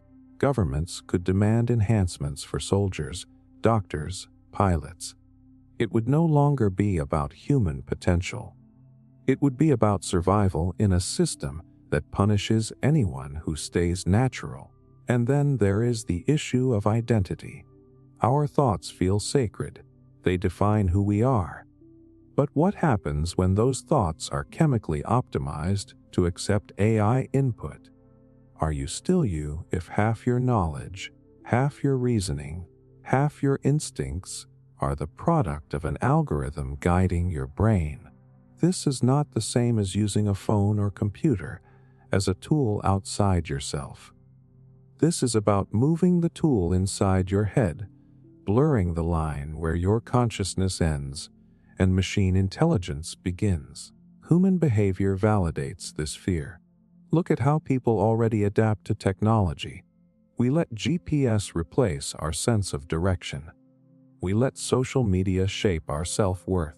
We let recommendation algorithms decide what we watch, buy, and believe. If a chemical AI fusion can give us an edge, people will adopt it quickly, often without questioning the cost. Addiction becomes a real danger. If one dose gives you an advantage, imagine the pressure to take more, to stay ahead, to never fall behind. And unlike caffeine, these are not simple stimulants. These are chemicals that literally rewire the architecture of the brain. Once the rewiring happens, there may be no going back. The darker possibility is control. If your brain is open to receiving AI input under the influence of neuroenhancement drugs, what safeguards exist to prevent manipulation? Who decides which data is uploaded? Which instincts are reinforced? Which beliefs are prioritized? In the wrong hands, neuroenhancement is not just about making people smarter. It is about making them obedient. An enhanced brain could be steered toward loyalty, aggression, compliance, whatever benefits those in power. The illusion of free thought could vanish, while the chemical-digital partnership quietly dictates your choices, and the inequality this creates could split humanity in two. Imagine one class of enhanced individuals with AI, boosted intelligence, creativity, and strategy, and another class of natural humans who simply cannot keep up.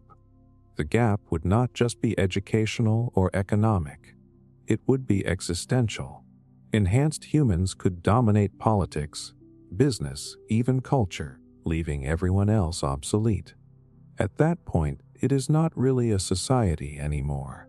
It is a hierarchy written into biology and chemistry. There is also the haunting question of what it means to be human when every thought is enhanced. Struggle, frustration, effort. These are not flaws. They are part of the process that gives achievement meaning.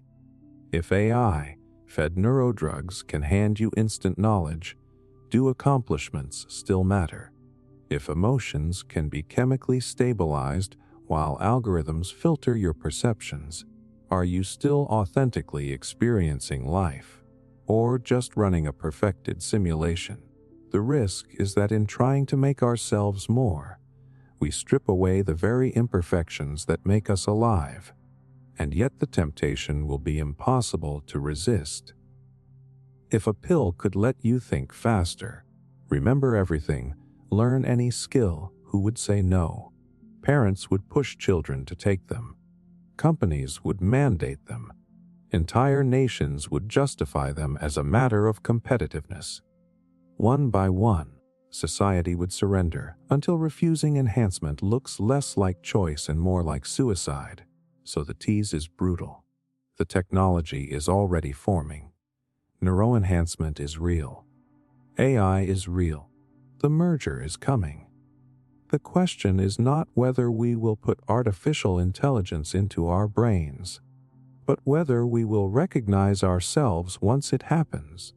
And by the time we ask that question, it may already be too late. Simulated universe experiments. Think about this for a second. What if everything you see, everything you feel, everything you believe is real is actually running on some kind of cosmic computer? Not a metaphor, not philosophy, but a literal simulation. Scientists are already debating whether our universe could be artificial, and some are even exploring ways to test it. But here's the danger. If we actually prove it, or worse, interfere with it, we might not just change human understanding. We might risk breaking reality itself. The shock is how seriously this is being considered.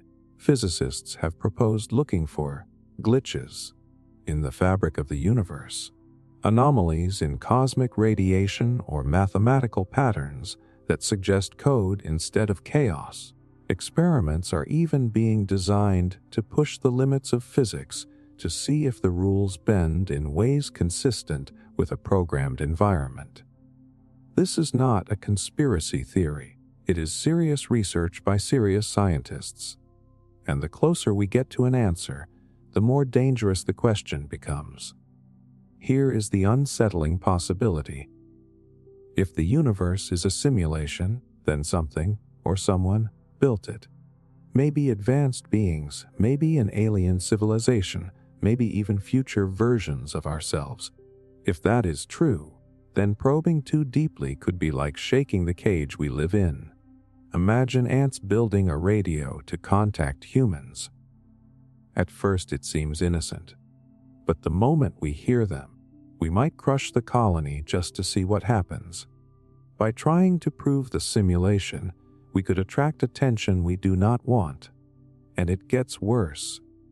If this universe is software, then it has rules and boundaries. Testing those boundaries could destabilize them. Think about video games. Push a program too hard, and you find glitches, crashes, errors. What if physics is the same?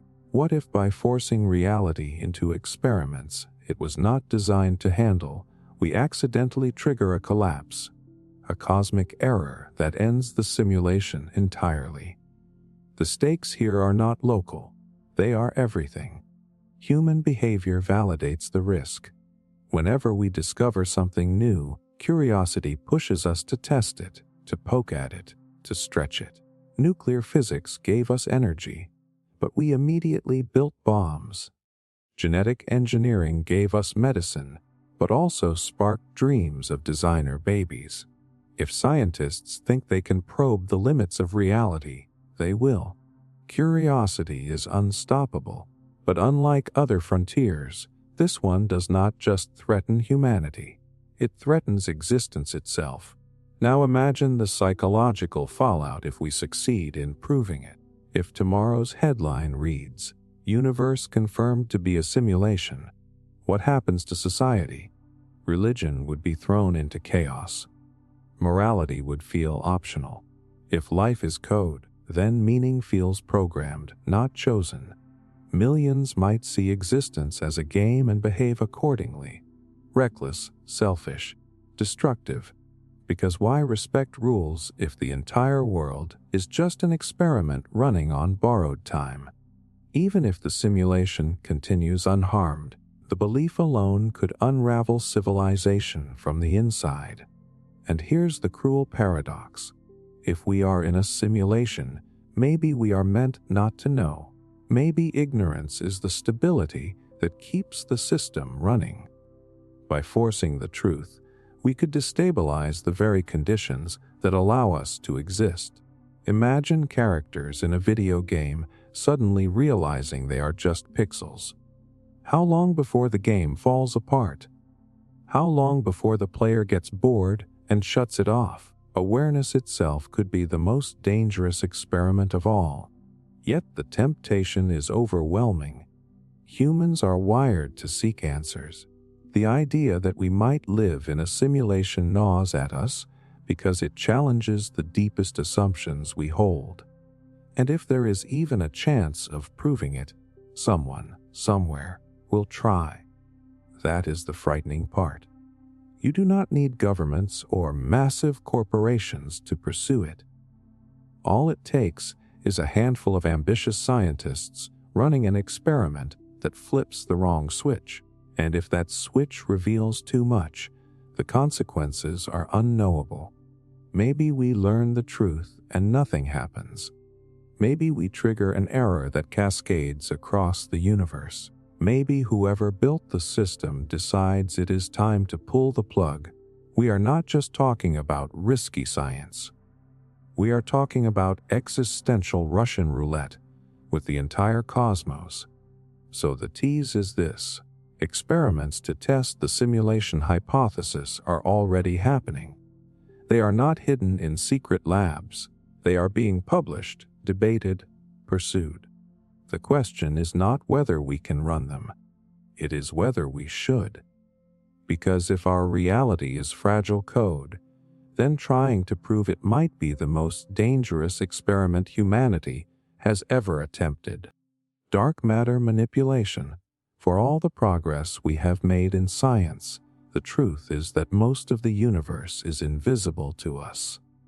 All the stars, all the planets, everything we have ever touched or measured, that is less than 5% of reality. The rest is dark matter and dark energy, the hidden scaffolding that holds galaxies together. We cannot see it, we cannot touch it, but we know it is there because of the way it bends light and warps space. And here is the nightmare idea. What happens when someone decides not just to study dark matter, but to weaponize it? The shock comes from how little we actually understand. Dark matter makes up roughly 85% of the universe's mass, yet no one knows what it really is. Some theories say it is exotic particles that barely interact with ordinary matter. Others suggest invisible fields that permeate the cosmos. A handful of labs are already building detectors buried deep underground, hoping to catch even a single particle passing through. Think about that. Our entire galaxy is swimming in a sea of something we cannot touch, and we are desperate just to capture a trace. But if we figure it out, the next question will not be scientific curiosity. It will be military advantage. And that is where the danger begins. Every time humanity uncovers a new force of nature, the first instinct is to weaponize it. Fire led to war. Chemistry led to poison gas. Nuclear physics led to atomic bombs. If dark matter can be harnessed, it will not be used only for discovery. It will be turned into a weapon beyond imagination. Imagine devices that can destabilize matter itself, ripping apart structures not with explosions, but by erasing the gravitational glue that holds them together. Imagine entire cities collapsing because the invisible framework around them was disrupted. Imagine weapons that can bend space, create voids, or unleash gravitational chaos. Human behavior makes this predictable. Nations compete for dominance, and no country would allow another to control the most powerful substance in the universe without fighting for it. Even if the first breakthrough began as science, the pressure from governments and militaries would twist it into conflict. And unlike nuclear weapons, which can at least be seen and tracked, dark matter would be invisible. No sensors, no satellites, no treaties could reliably monitor it. A war fought with dark matter would be a war fought in shadows, where no one even knows when the weapon is coming. But the risks go beyond warfare. Because we do not understand dark matter, any attempt to manipulate it could have catastrophic side effects.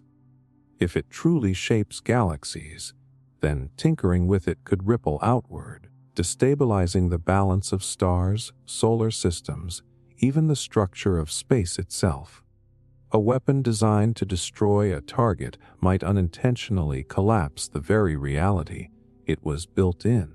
When you play with forces that make up most of the cosmos, collateral damage is not local, it is cosmic. And there is another, more unsettling possibility. What if dark matter is not just inert substance, but something alive or connected to life? Some physicists have speculated that dark matter might interact with consciousness in ways we cannot detect. If that is true, weaponizing it might not just shatter worlds, it might shatter minds. Imagine weapons that do not kill the body, but corrupt perception, bending reality itself in the brain. The line between science and horror collapses when we start meddling with the unknown on that scale. Yet you can see the temptation, a force that makes up most of reality. How could any superpower resist trying to claim it? The nation that cracks dark matter would leapfrog every rival in energy, in weapons, in control of the cosmos. It would make nuclear weapons look like firecrackers. And if even one state suspects another is close, the race begins, just as it did with the bomb. Except this time, the stakes are not just cities or nations. They are galaxies. The paradox is brutal. Dark matter might hold the key to saving us. It could provide limitless energy, stabilize climate, even open doors to interstellar travel. But the same discovery could doom us if turned toward war. And history suggests which path humanity is more likely to take. We rarely use new power with restraint. We use it with ambition, fear, and desperation. So the tease is this: scientists are already chasing dark matter, building experiments, running tests, searching for answers. One day they may succeed, and when they do, the first headline may not be about discovery. It may be about a weapon, because the greatest danger of unlocking dark matter is not that we finally see the invisible. It is that once we do, we might use it to destroy everything we can see. Artificial black holes. There are few words in science that strike more fear than black hole. A region of space so dense that nothing, not even light, can escape. We think of them as distant monsters at the hearts of galaxies, devouring stars millions of light years away. But here is the idea too dangerous to ignore. What happens if humans try to create one right here on Earth? Some scientists believe it is possible, at least in miniature. But when the experiment itself carries even the slightest chance of swallowing the planet, should it ever be attempted at all? The shock is that this is not just a thought experiment. Particle accelerators like the Large Hadron Collider have already sparked debates over whether collisions at extreme energies could produce micro black holes. The official line is that if they form, they will evaporate instantly through a process called Hawking radiation. But notice the assumption. If they form, they vanish. What if they don't? What if, against expectation, one persists and begins to consume matter around it? A black hole does not need to be large to be lethal. Even one the size of an atom, if stable, could start feeding. And once it begins, nothing can stop it. Here is where the human flaw comes in. Curiosity drives us forward, even into danger.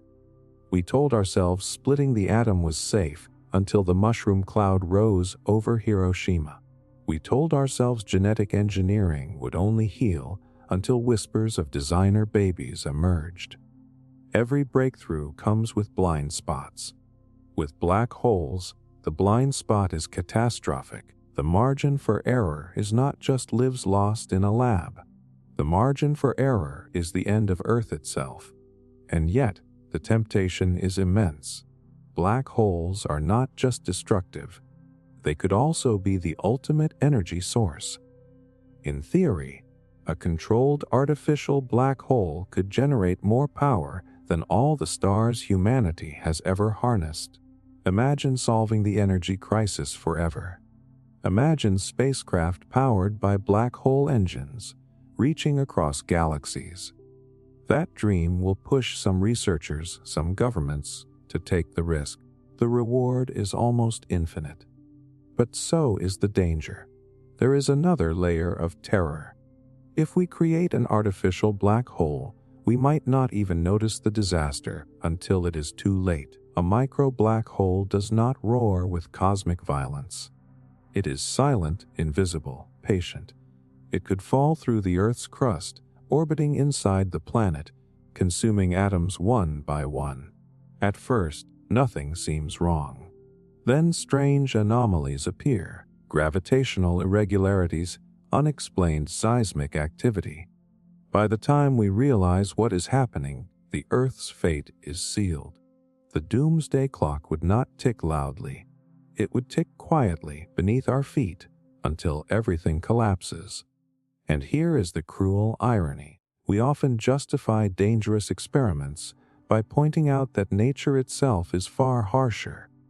Cosmic rays smash into our atmosphere at energies higher than any particle accelerator on Earth. If those collisions could produce dangerous black holes, they would have done so long ago. But this argument ignores one thing. When nature plays dice, it rolls them across a vast, infinite board. When humans play, we roll them in our own house. We concentrate risk, we localize danger, and the one time the odds go against us is all it takes. History validates this fear. Again and again, humanity pushes limits without fully grasping consequences. The first nuclear test was carried out despite scientists admitting a non-zero chance it could ignite the atmosphere. They gambled, and we are still here. But the gamble was real. Creating artificial black holes would be that gamble multiplied by infinity.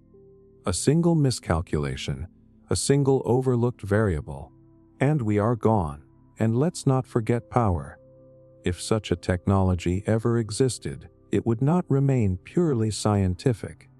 Military leaders would see potential weapons. A controllable black hole would be the ultimate deterrent, the final trump card. Wars might not even be fought, because the threat alone would overshadow every nuclear arsenal on Earth. But the danger of storing such power is almost laughable. One slip, one sabotage, one accident, and the weapon consumes not the enemy, but the entire world. So the tease that lingers is this: scientists will keep pushing for higher energies, bigger experiments, deeper collisions. And somewhere down the line, the possibility of creating a black hole will stop being hypothetical. The question will not be, can we, but should we? And if history is any guide, the answer will come too late. Because when humans chase knowledge, we rarely stop to ask whether survival is worth more than discovery. Synthetic life forms.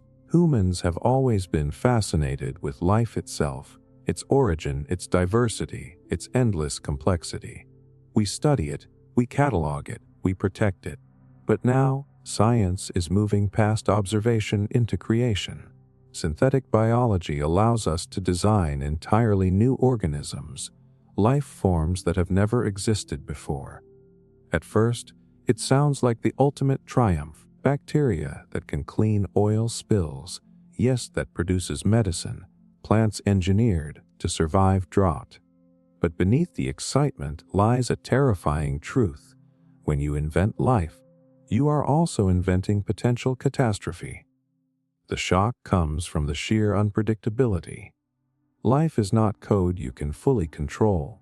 Every organism interacts with its environment in ways we can't anticipate.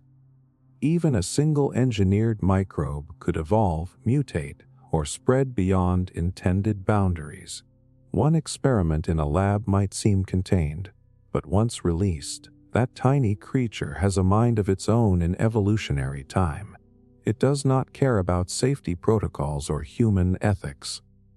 It only survives, and if it thrives, the consequences could ripple across entire ecosystems. Consider what has already happened with species we did introduce. Rabbits in Australia, kudzu in the United States, zebra mussels in the Great Lakes. None were designed to be harmful, yet all became disasters because we underestimated their adaptability. Synthetic life doesn't even have to be large to be dangerous. A virus-sized organism could spread invisibly, silently, rewriting the balance of nature without anyone noticing until it's too late. And yet the temptation is irresistible. Synthetic life promises solutions to problems that have plagued humanity for centuries. Want a bacteria that digests plastic in the oceans? Don't. A microbe that produces fuel from sunlight more efficiently than plants? Already in the works. The promise of mastery over biology is intoxicating. It feels like playing God, but most of us forget that playing God comes with consequences we cannot foresee. Human behavior validates that risk.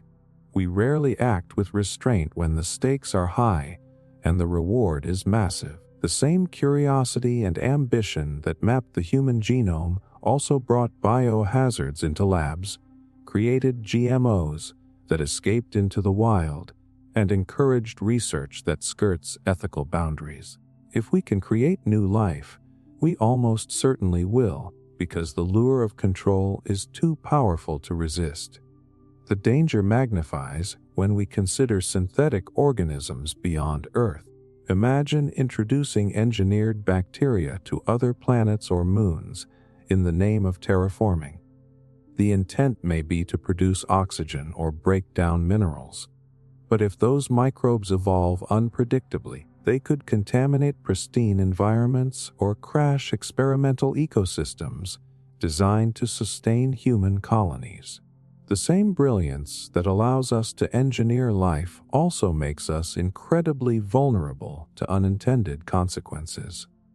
And there is a deeper ethical nightmare. Synthetic life forms are not just chemical machines. They are alive. If we invent consciousness, even in its simplest form, we may create beings capable of suffering, desire, or pain. That opens a Pandora's box of moral questions. Is it right to bring life into existence knowing we control its fate? Who decides what it feels, what it does, and how it evolves? The moment life leaves the natural order, we inherit responsibilities we may not be prepared to bear. Furthermore, synthetic organisms could be weaponized. A microbe engineered to consume crops, spread disease, or destabilize the environment could be far more efficient than any conventional weapon. Unlike nuclear bombs or chemical agents, synthetic life could evolve, spread, and adapt beyond anyone's control. Humanity may face enemies not just in other nations or ideologies, but in our own creations, entities we never anticipated. And the paradox is brutal. Synthetic life could solve crises, extend survival, and even expand our understanding of biology. Yet that same creativity could also spark extinction, environmental collapse, or social upheaval. Every innovation carries risk, But nothing humans create has ever been as unpredictable or as unstoppable as life itself. So the tease that lingers is this: scientists are already designing organisms that have never existed on Earth. The labs are filled with possibilities and dangers in equal measure. Every breakthrough brings hope and terror in the same breath. When humans invent life, we are no longer merely observers of nature. We become participants in evolution itself, with all the beauty, chaos, and danger that comes with it. And one day, a tiny creation that begins in a lab could change the world in ways we cannot imagine, and might never survive. Global weather control. For centuries, humans have tried to bend the weather to our will. From rain dances to cloud seeding experiments, we have always dreamed of controlling storms, droughts, and floods. But now, advanced geoengineering makes that dream almost a reality. Scientists are exploring ways to reflect sunlight, manipulate clouds, or even change ocean currents to control climate. It sounds miraculous. End hurricanes, prevent droughts, reverse global warming. But the closer we get, the clearer it becomes when humans try to control the weather. We are playing with a system far bigger and more delicate than we can imagine. The shock is how quickly small interventions can spiral into disaster.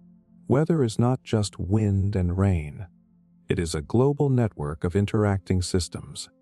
Alter the temperature of the stratosphere, and you change jet streams. Seed clouds in one region, and you starve another. Even minor manipulations can cascade across continents, triggering storms, droughts, or heat waves in places nobody intended. Scientists have modeled some of these scenarios, and the results are alarming. One experiment aimed at cooling the Arctic could intensify monsoons in Asia. Another designed to increase rainfall in Africa might worsen hurricanes in the Americas. And yet humans are drawn to control. The desire to fix climate change, feed millions, and protect cities makes geoengineering irresistible. Every drought, wildfire, or typhoon strengthens the argument that intervention is necessary. But the moral hazard is real the more we try to manage the weather. The more dependent we become on controlling it perfectly. One mistake, one miscalculation, and millions of lives could hang in the balance. Nature does not forgive error, and we are attempting to write the rules for something far bigger than ourselves. History validates this danger. Humanity has a track record of unintended consequences. Introduce a species to control pests, and it destroys crops. Build a dam, and it floods villages downstream. Release chemicals to prevent hurricanes, and they create new storms elsewhere. Geoengineering is the ultimate version of that pattern. We think we can predict outcomes, but even supercomputers cannot account for every variable in a system as complex as Earth's climate. The risk is not hypothetical, it is inevitable. And the danger is not only environmental. Weather is deeply tied to geopolitics. If one country can control rainfall, hurricanes, or storms, it could hold entire regions hostage. Imagine a government redirecting a hurricane away from its cities while intensifying it in a rival nation. Imagine controlling drought to manipulate agriculture and economies worldwide. Weather control is not just about rain, it is about power. And history shows that when power is concentrated, it is used aggressively. There is also the problem of reversibility. Once a geoengineering experiment is deployed, it cannot be stopped instantly. Aerosols sprayed into the stratosphere remain for years. Ocean fertilization may permanently alter marine ecosystems. Once a global-scale intervention begins, we are committed, and any mistake could lock in decades of consequences before we can react. Unlike a lab experiment where we can clean up a mess, Messing with the climate leaves no safety net. The planet itself becomes our laboratory, and it cannot tell us when we have crossed the line until the damage is done. And then there is the ethical paradox. Geoengineering could save millions of lives by preventing floods, heat waves, or crop failures. But the same intervention could destroy millions more through unintended consequences or misuse. The very act of choosing to manipulate weather forces us to play judge over which regions, which people, which ecosystems are protected, and which are sacrificed. Humanity is not equipped to make that decision fairly or safely. Yet the temptation is nearly impossible to resist. Rising temperatures, catastrophic hurricanes, and global droughts create pressure to act. Even small-scale experiments in cloud seeding or solar radiation management have already begun. The more data we gather, the more emboldened we become.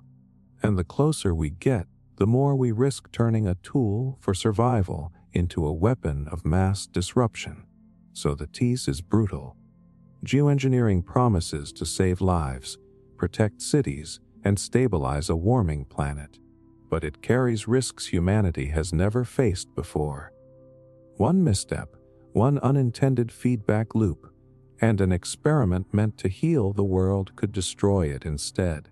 We are on the edge of controlling forces far bigger than ourselves.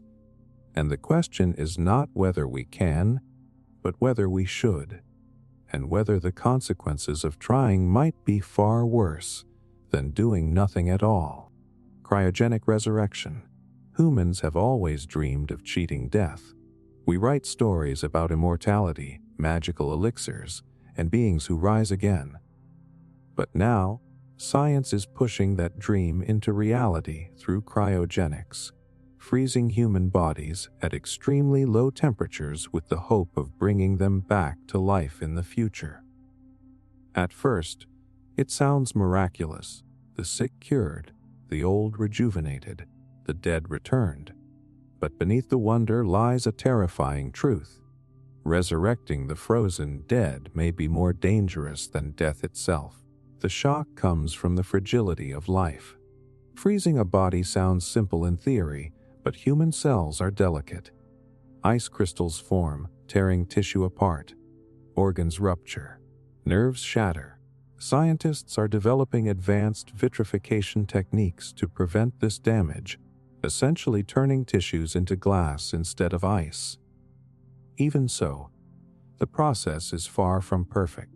And then there is the revival. Bringing a frozen body back to life requires technology we do not yet have. The first people revived may be broken in ways we cannot imagine.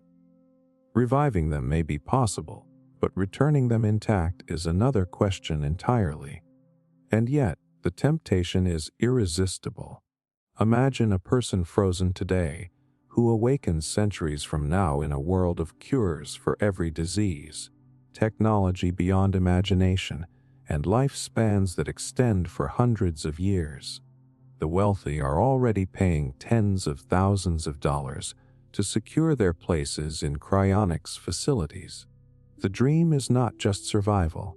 It is a ticket to a future beyond human limits. But when desire outweighs caution, consequences are rarely considered. Human behavior validates the risk. We have repeatedly embraced technology without fully understanding it. Nuclear energy, genetic engineering, artificial intelligence, all have promised progress while hiding existential threats. Cryogenic resurrection is no different. People are willing to gamble with their own lives and the lives of others for the chance to beat death. And unlike nuclear weapons or AI, this gamble is deeply personal. It is not theoretical. It is individuals literally putting themselves at stake. There is also the social paradox to consider. Imagine a future where hundreds, thousands, or even millions of people are revived centuries after their deaths. Society may not have space, jobs, or resources to accommodate them. Infrastructure collapses under the weight of unexpected population growth. Laws, economies, and governments designed for living populations would be overwhelmed. The people who wake might find themselves stranded in a world that no longer resembles the one they knew, or worse, actively hostile to their survival. And then comes the psychological cost. Imagine being revived after centuries. Your family long gone, your friends dust, your memories of a world that no longer exists. Humans are not built for temporal dislocation.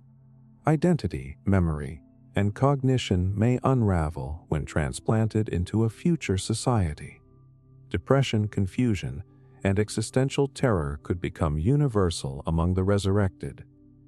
In trying to preserve life, we may create living ghosts, trapped between the past and a future they cannot comprehend. There is also the ethical dilemma. If resurrection becomes possible, who decides who comes back and who stays dead? Will only the wealthy and powerful have access? What about criminals, soldiers, or those whose deaths were politically convenient? Cryogenic resurrection could exacerbate inequality, giving certain people second chances while leaving others behind forever.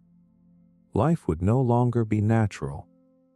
It would become a commodity, bought, stored, and traded according to social privilege. The final layer of danger lies in science itself. Cryogenics assumes that future technology will be capable of revival and cure. That is a monumental gamble. What if the technology never arrives, or arrives centuries too late? Every frozen body is a life suspended on uncertainty, and if humanity collapses or loses knowledge in the meantime, those frozen may never awaken. They would be entombed in ice, trapped in a limbo worse than death, a slow, unending wait without hope. And yet, despite every warning, the allure of cheating death is irresistible. Humans will continue to invest, hope, and experiment. Cryonics promises immortality, but the consequences of success may rival the horrors of failure. Society may not be ready for resurrection. Our ethics, our infrastructure, our humanity may not survive the very act meant to preserve it. So the tease that lingers is this: freezing the dead may one day return life, but life will not return as we expect. The revived may face a world that cannot sustain them, minds unprepared for the centuries they have lost, and societies unready for their existence.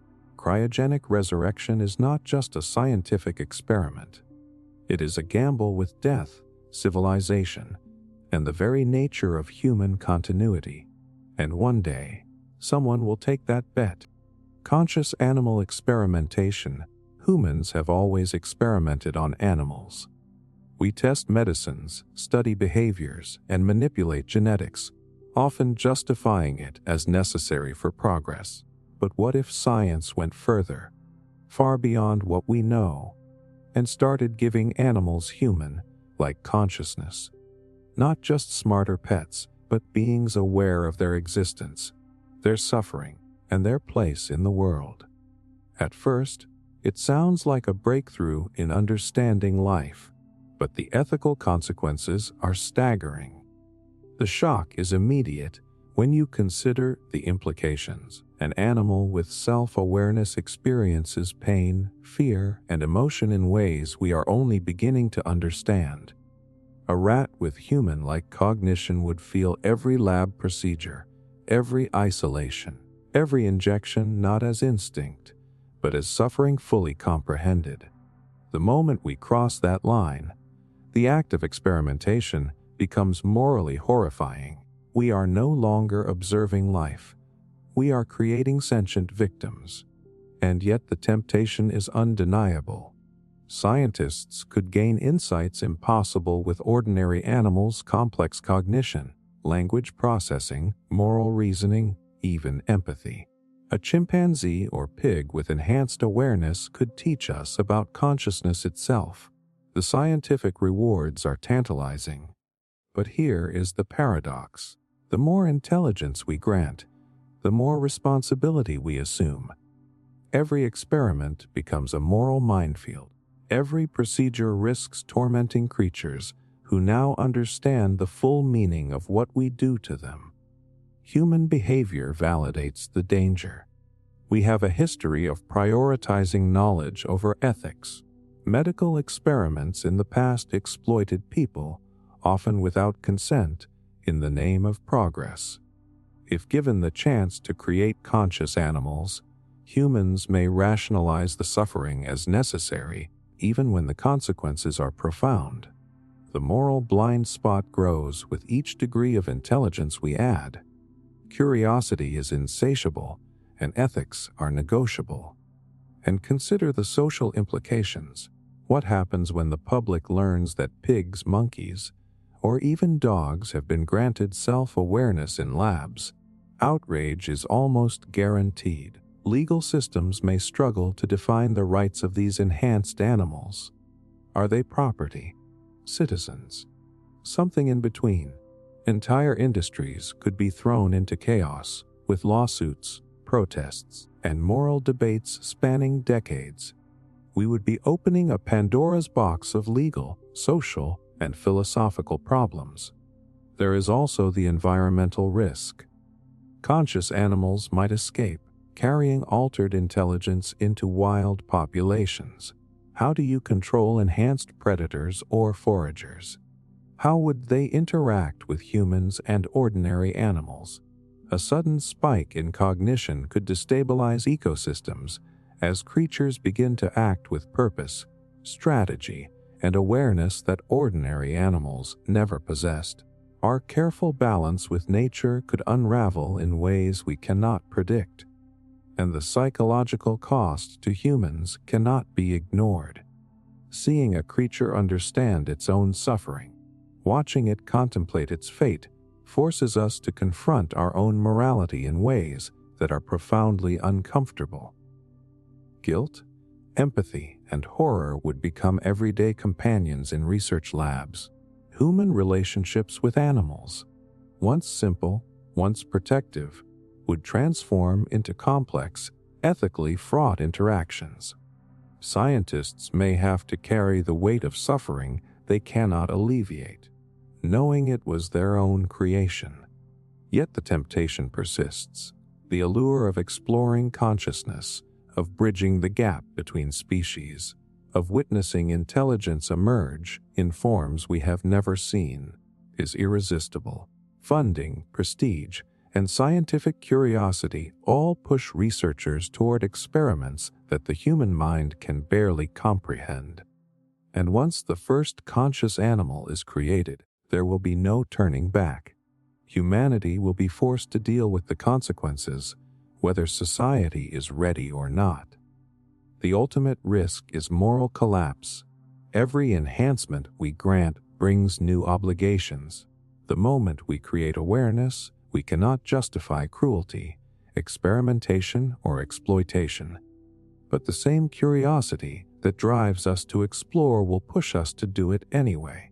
Conscious animals could suffer unimaginably, and human society may not have the capacity or the willingness to protect them fully. The very pursuit of knowledge could become the cause of unprecedented suffering, raising questions about our own ethics that may never be answered. So the tease is this: science is approaching the threshold of granting animals awareness that mirrors our own. The knowledge we could gain is extraordinary, but the moral, social, and environmental consequences are staggering. Every experiment is a step into uncharted territory where intelligence becomes responsibility, curiosity becomes cruelty, and every decision carries the weight of life itself. Conscious animal experimentation is not just a scientific frontier. It is an ethical abyss, and humanity is staring straight into it. Psychotronic weapons. Imagine a weapon that does not leave scars, burns, or bullet holes. A weapon that strikes not the body, but the mind itself, bending thoughts, emotions, and behavior like clay in a sculptor's hands. Psychotronic weapons promise exactly that: energy weapons capable of targeting the human brain directly. At first, it sounds like science fiction, the stuff of paranoid fantasies. But the truth is, governments and militaries around the world have been exploring these technologies for decades. And if fully realized, they could change warfare and humanity itself forever. The shock comes from the mechanics. Psychotronic devices do not shoot projectiles. They emit electromagnetic, microwave, or other directed energy that can interfere with neural activity. A beam aimed at a soldier could induce confusion, panic, or hallucinations. Another might make someone fall asleep instantly or feel unbearable fear. In theory, the effects can be scaled from temporary disorientation to permanent neurological damage. The human brain, delicate and complex, becomes both battlefield and weapon target. And yet, the temptation is irresistible. Unlike conventional weapons, psychotronic arms do not require armies, ammunition, or supply lines. They can disable populations without physical destruction. Governments could use them to enforce compliance, control crowds, or wage war without a single shot fired. The efficiency is intoxicating, and history shows that whenever technology can consolidate power, it will be used. Military funding and secret programs ensure the research will continue, regardless of the ethical cost. Human behavior validates the danger. We rarely resist weapons that promise strategic advantage. Nuclear weapons, chemical weapons, even surveillance systems were all pursued despite moral objections. Psychotronic weapons are no different. Once the technology exists, the temptation to deploy it, test it, and perfect it will outweigh hesitation. The difference is subtle but profound. These weapons do not just kill. They manipulate minds, altering free will in ways that are impossible to fully control. Consider the social consequences. If one nation develops psychotronic weapons, others will inevitably follow. The result is an invisible arms race, where entire populations are vulnerable to unseen forces. Imagine waking up to feel unmotivated, terrified, or unable to sleep, without knowing why. Imagine governments or rogue actors controlling thoughts remotely, shaping behavior like strings on a puppet. Unlike conventional attacks, the battlefield is everywhere, and nobody is safe. Paranoia, mistrust, and social chaos could spread faster than any virus. There is also the ethical abyss.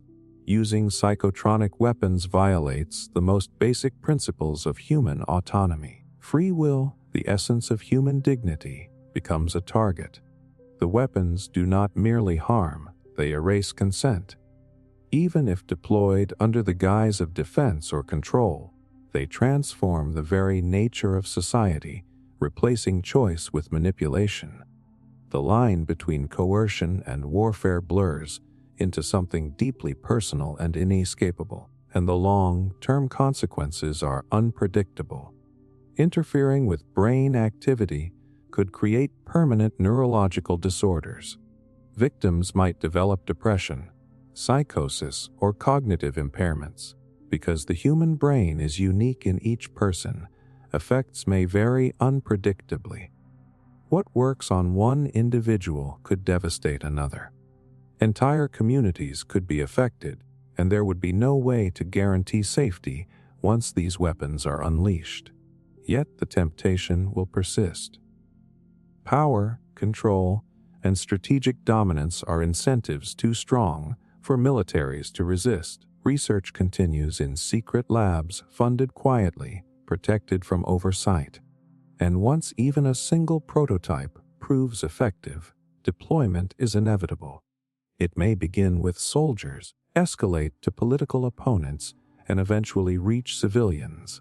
The potential for abuse is limitless, and history tells us humans rarely resist such temptation.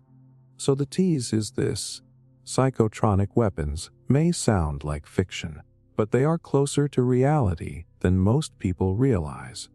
They offer a frightening vision of a world where minds, not bodies, are under siege, where free thought is no longer guaranteed, and where invisible beams could shape behavior, emotion, and cognition at will. The technology is coming, and when it does, the question is not whether it will be used, but how humanity will survive the first battle fought entirely inside the human brain. Colonizing the deep ocean. The ocean covers more than 70% of our planet, yet we have explored less than 5% of it. Beneath the surface lies a world almost entirely alien to us. Pressure, crushed trenches, perpetual darkness, hydrothermal vents spewing chemicals that no human has ever breathed, ecosystems thriving without sunlight. And now humanity is planning to colonize it. At first, it sounds like science fiction, underwater cities, mineral mining, energy generation from the abyss. But the deeper we dig, the more we realize that disturbing these hidden realms could unleash consequences far beyond what we can predict. The shock comes from the fragility of these ecosystems. Deep-sea organisms have evolved over millions of years in isolated, stable environments. Many rely on chemical reactions, extreme pressures, or symbiotic relationships that are finely tuned to their habitats. Introducing humans' machinery, or even minor pollutants can collapse entire ecological networks instantly. One mining operation, one colony, or one experimental power station could destroy species before we even know they exist. The very act of colonization risks erasing life that may hold secrets for medicine, climate stability, or understanding evolution itself, and yet the temptation is irresistible. The deep ocean is a treasure trove of resources, rare metals for electronics, energy from thermal vents, even new compounds that could cure diseases. Companies and governments alike are racing to exploit these riches, promising economic growth, technological advancement, and energy independence. The potential payoff is enormous, and history shows that when humans see profit, we rarely pause to consider the long-term consequences. The lure of wealth and discovery often outweighs caution. Human behavior validates the danger. Look at what we have done on land and in shallow waters. Deforestation, overfishing, pollution, and invasive species have devastated ecosystems. Now we are talking about a realm we understand even less than the Amazon or the Great Barrier Reef. The deep ocean is not resilient like terrestrial environments. It is slow to recover, often taking millennia to repair damage. One miscalculation could wipe out organisms that have survived unchanged since the dawn of life. The social consequences are also troubling. Deep ocean colonization is unlikely to be evenly distributed. Wealthy nations and corporations will dominate, while poorer communities are excluded. Resource conflicts could erupt over territories thousands of meters beneath the surface. And because the impacts are hidden, few will notice until collapse occurs. Environmental damage could trigger economic instability, scarcity of vital resources, and even geopolitical tensions long before the world fully understands what has happened. There is also the existential question of our ethics. Do we have the right to invade an ecosystem that has never asked for our intervention? The creatures of the deep have survived for millions of years without human interference. By colonizing their world, we assert dominion over life that is alien, intelligent in its own way, and uniquely adapted. The moral burden is immense. Every drill, every habitat, every experiment carries the risk of irreversibly harming life we barely comprehend, and the ripple effects extend beyond biology. Deep ocean systems regulate global processes, carbon storage, nutrient cycles, even climate stability. Disturbing them could have consequences that echo far beyond the sea floor. A collapsed vent ecosystem might alter ocean chemistry, trigger cascading extinctions, or disrupt currents that stabilize the climate. What seems like a distant, alien frontier is intimately connected to the survival of life on land. Yet the temptation will persist. The promise of discovery, energy, and wealth is almost impossible to resist. Engineers, scientists, and entrepreneurs will continue to push deeper, convinced they can control or mitigate risks. But controlling a world we have never seen is fundamentally different from controlling a lab. The deep ocean is immense, incomprehensible, and unforgiving. One slip, one miscalculation, and the consequences are permanent. So the tease is this: humanity stands at the threshold of a hidden world, with the power to explore, colonize, and exploit it. But the deeper we go, the greater the danger. Every city, every drill, every experiment risks unraveling ecosystems that have endured untouched for aeons. Colonizing the deep ocean is not just a technological challenge. It is a moral and existential gamble. And one day, the choices we make beneath the waves may echo across the entire planet, shaping the future in ways we cannot yet imagine. Resonant frequency weapons. Sound is everywhere. It shapes our perception, stirs emotion, and even guides the way we move through the world. But what if sound could be turned into a weapon? Resonant frequency weapons exploit the natural vibrations of objects, structures, and even the human body to cause chaos, pain, or destruction. At first, it sounds like science fiction. High-pitched devices that shatter glass or make enemies collapse in agony.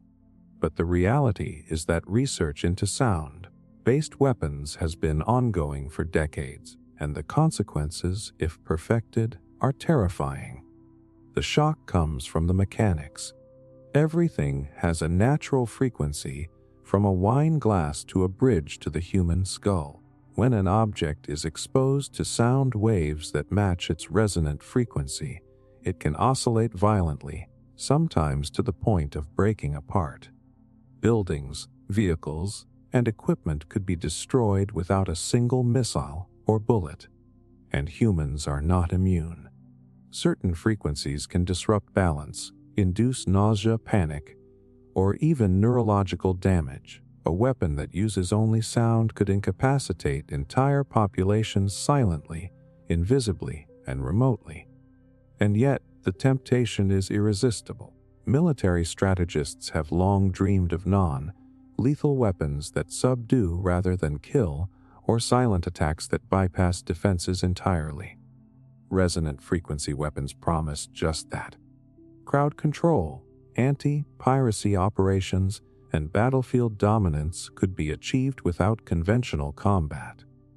The idea of controlling people or structures with invisible waves is intoxicating, especially when conventional warfare is messy, expensive, and politically complicated. Human behavior validates the risk. We rarely resist the allure of technologies that give strategic advantage. Nuclear weapons, chemical agents, surveillance systems, all were developed and deployed despite ethical concerns. Sound weapons are no different. Once developed, their use is almost inevitable, and unlike bullets or explosives, the effects are invisible to the naked eye. You might not see the harm until it is already done. The danger is not only physical.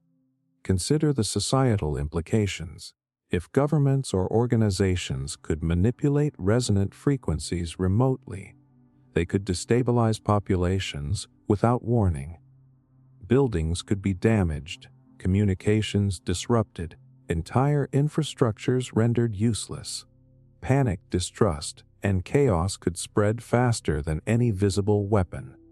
Ordinary people might not know why they feel dizzy, nauseous, or fearful. The fear itself becomes a weapon, amplified by uncertainty and invisibility. There is also the ethical abyss. Using sound to control, harm, or manipulate human beings violates the most basic principles of autonomy. Unlike conventional weapons, which are tangible and accountable, resonant frequency attacks can be subtle, targeted, and deniable. Free will, perception, and bodily integrity become vulnerable in ways that humans have never faced. One wrong experiment or deliberate misuse could harm millions without leaving clear evidence of responsibility. And the ripple effects extend beyond humans. Resonant frequencies can also destabilize natural structures. Bridges, tunnels, and even geological formations have specific vibrational modes. A weapon tuned incorrectly could trigger catastrophic collapses, landslides, or other environmental disasters.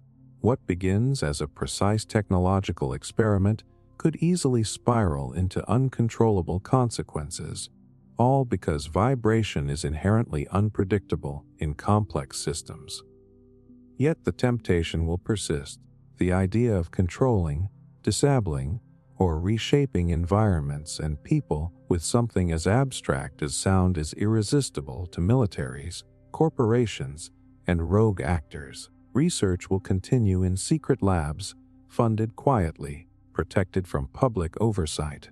And the closer the technology comes to perfection, the more dangerous it becomes. One miscalculation, one misuse, and the effects could be devastating and irreversible. So the tease is this: resonant frequency weapons are not science fiction. They are a real frontier of experimentation. They offer the terrifying possibility of controlling human minds, collapsing structures, and manipulating environments with invisible waves. The technology is approaching viability, and once it exists, it will be almost impossible to contain.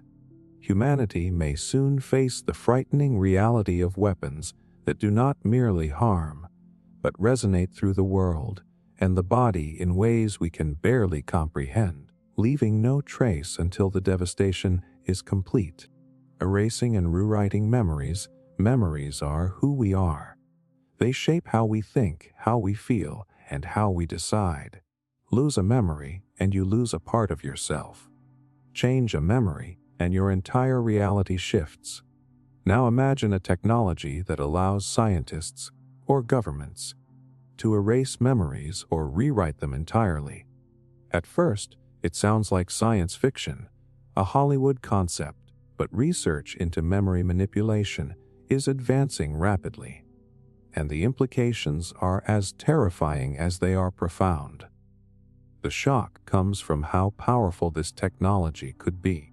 Neuroscientists are developing ways to target specific memories in the brain, weakening, deleting, or even replacing them. In lab animals, scientists have successfully erased fear responses or replaced associations with entirely new ones. Translate that to humans, and the results are staggering. You could erase guilt, shame, trauma, or implant false loyalty, false love, or false memories of events that never happened. Entire lives could be rewritten without anyone realizing, and yet the temptation is irresistible.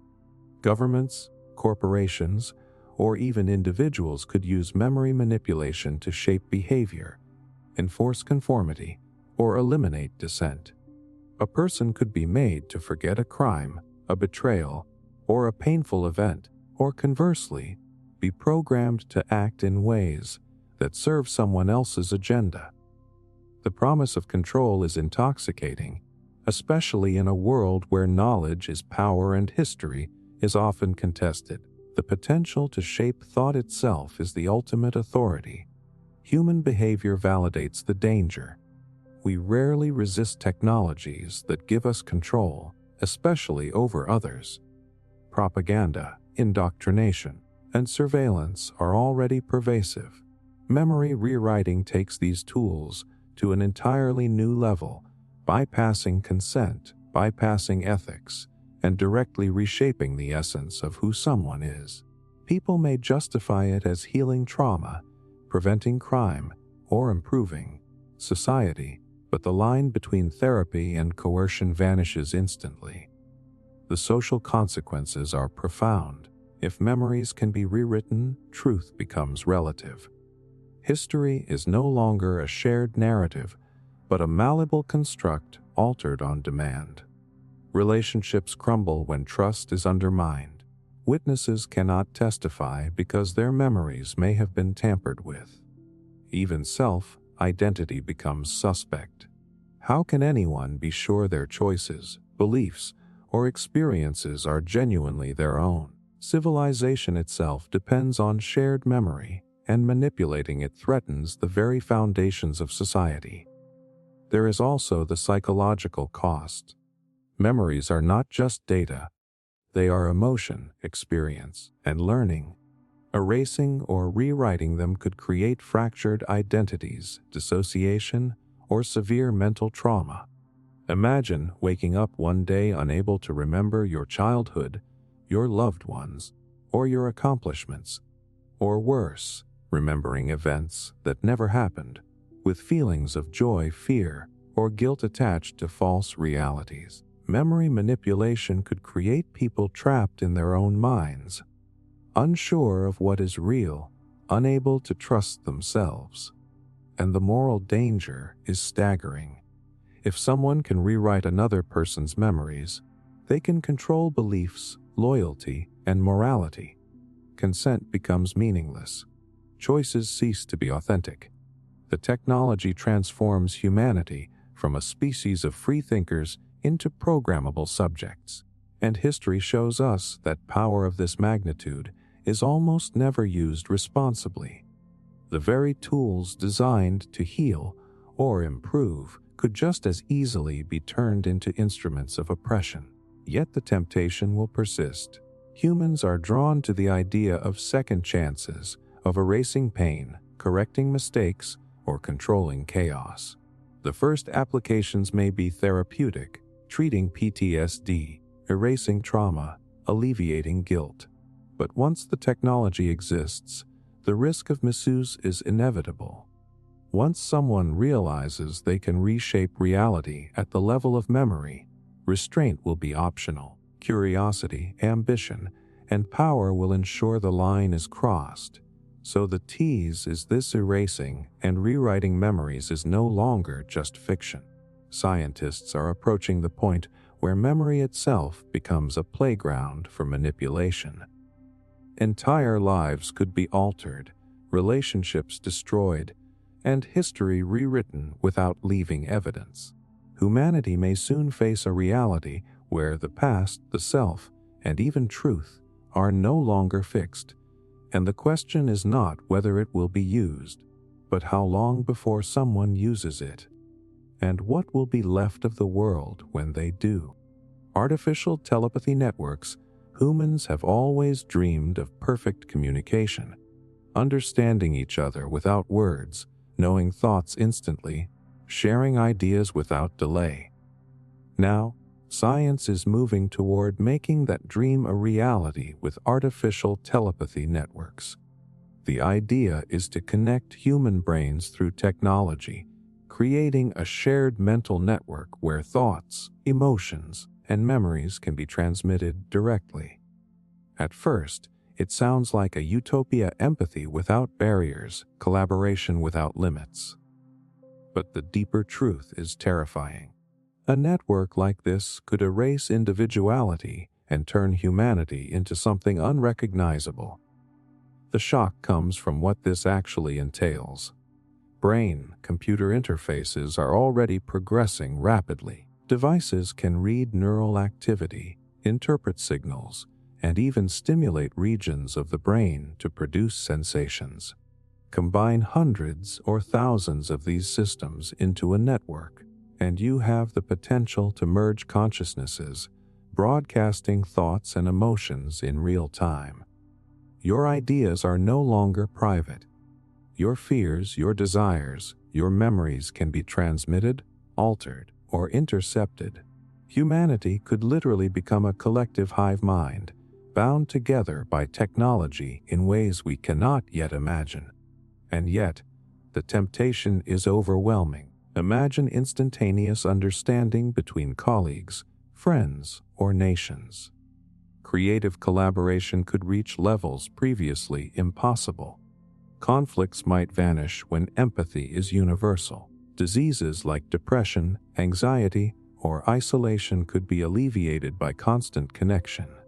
The allure is almost irresistible, a world where communication barriers disappear and minds synchronize in perfect harmony. But utopia comes at a price, and the cost may be our very autonomy. Human behavior validates the danger. We rarely resist technologies that promise connection, understanding, or control. Social media, smartphones, and the internet have already shown how quickly convenience can lead to dependency. A telepathy network would be far more invasive. Once humans can share thoughts directly, the boundary between self and others begins to dissolve. Privacy vanishes, and with it the freedom to think independently. People may rationalize participation as progress, ignoring the slow erosion of individuality until it is too late. The social consequences are staggering. Imagine governments, corporations, or rogue groups controlling access to the network. Thoughts could be filtered, influenced, or censored in real time. Ideas that challenge authority could be suppressed before they even fully form. People might conform simply because dissent is impossible in a hive mind. Society could become uniform, not through force, but through direct control of cognition. And once minds are connected, even resistance may feel like thinking alone in a sea of synchronized consciousness. A terrifyingly lonely place. There is also a psychological risk. Human thought is messy for a reason. Conflicting beliefs, emotions, and contradictions make us creative, resilient, and self-aware. Merge multiple consciousnesses into a single network, and the chaos may overwhelm the brain. Individuals could experience cognitive overload, emotional contagion, or identity dissolution. The mind, once a private universe, could become a chaotic storm of merged consciousness, leaving people unable to distinguish themselves from the collective. And the ethical nightmare is immense. Consent becomes murky. Once connected, you cannot unshare thoughts without disconnecting entirely. Influence, manipulation, and coercion could happen without visible evidence. Individuals may be forced to think collectively, obeying invisible algorithms or unseen operators. Even if the network begins as voluntary, the pressure to join could become irresistible, creating a world where autonomy is optional and conformity is the default. Yet the temptation will persist. Humans are drawn to connection, to shared understanding, and to power. Telepathy networks promise all three. Early applications may be framed as education, collaboration, or therapy, but once the technology exists, the leap to control is almost guaranteed. Curiosity and ambition will push the network from enhancement to dependence, from cooperation to domination. Humanity could willingly surrender the one thing that defines it, its private mind. So the tease is this: artificial telepathy networks could one day make shared consciousness a reality. Minds could merge, thoughts could broadcast, and individuality could dissolve. The potential for understanding is unprecedented, but so is the potential for control. Humanity may find itself connected in ways that seem like utopia at first. But what happens when the hive thinks as one and the individual ceases to exist? The question is not whether we can build it, but whether we can survive it once we do. Rewiring human evolution, humanity has always been shaped by slow, invisible forces: natural selection, random mutation, the patient work of evolution over millions of years. But for the first time in history, We are no longer waiting for nature to decide what we become. Scientists are exploring ways to deliberately rewire human evolution itself, not just curing disease or enhancing strength, but fundamentally forcing the species into a new direction. At first, it sounds empowering. Why leave our future to chance when we can design it ourselves? But when you look closely, the picture grows darker. This is not just progress. It is playing God with the very definition of what it means to be human. The shock comes from the scale of what this technology could unleash. With tools like CRISPR gene editing, artificial reproduction, and selective enhancements, we can now alter the human blueprint in ways that will ripple through generations. Imagine forcing evolution to prioritize intelligence, or height, or disease resistance. Imagine deliberately eliminating traits deemed undesirable. Within a few generations, humanity would not just change, it would diverge, splitting into engineered classes of humans and those left behind. What begins as scientific curiosity quickly becomes a new form of biological hierarchy. And yet, the temptation is irresistible. Every parent dreams of a healthier, stronger child. Every society dreams of resilience against disease, famine, or aging. Governments imagine soldiers with optimized endurance. Corporations imagine workers with faster cognition. The appeal is obvious. Why wait for evolution when you can sculpt it? The power to choose the future of the species is intoxicating. But power at this scale rarely comes without consequences. Human behavior validates the danger. History is full of examples where the desire to improve humanity spiraled into oppression. Eugenics movements, selective breeding, racial hierarchies, all were justified as science or progress, but they left scars of cruelty and division. Forced evolution risks repeating those mistakes on a scale never seen before. When the tools to rewrite humanity exist, someone will decide whose traits are valuable and whose are disposable. And that decision will not be made by nature. It will be made by those in power. The social consequences are staggering. Imagine a world where one group of people is engineered for enhanced intelligence, while another is optimized for physical labor. Society fractures into castes of designed humans. Freedom becomes an illusion when biology itself is assigned at birth. Inequality hardens into genetic destiny. Wars could erupt not over land or ideology, but over who has the right to shape the species. In trying to master evolution, humanity may create the very divisions that destroy it. There is also the biological risk. Evolution is not just random. It is adaptive. Traits we dismiss today may prove essential tomorrow. Eliminating genetic variation in the pursuit of perfection could leave humanity vulnerable to unforeseen diseases or environmental changes. A population engineered for one ideal might collapse when conditions shift. The resilience of the species depends on diversity, and forced evolution threatens to erase it in pursuit of a narrow vision of progress. And the ethical cost is enormous. Evolution has always been a blind, impartial force. Once humans take control, the responsibility becomes ours. Every choice, every edit, every forced adaptation becomes a moral burden.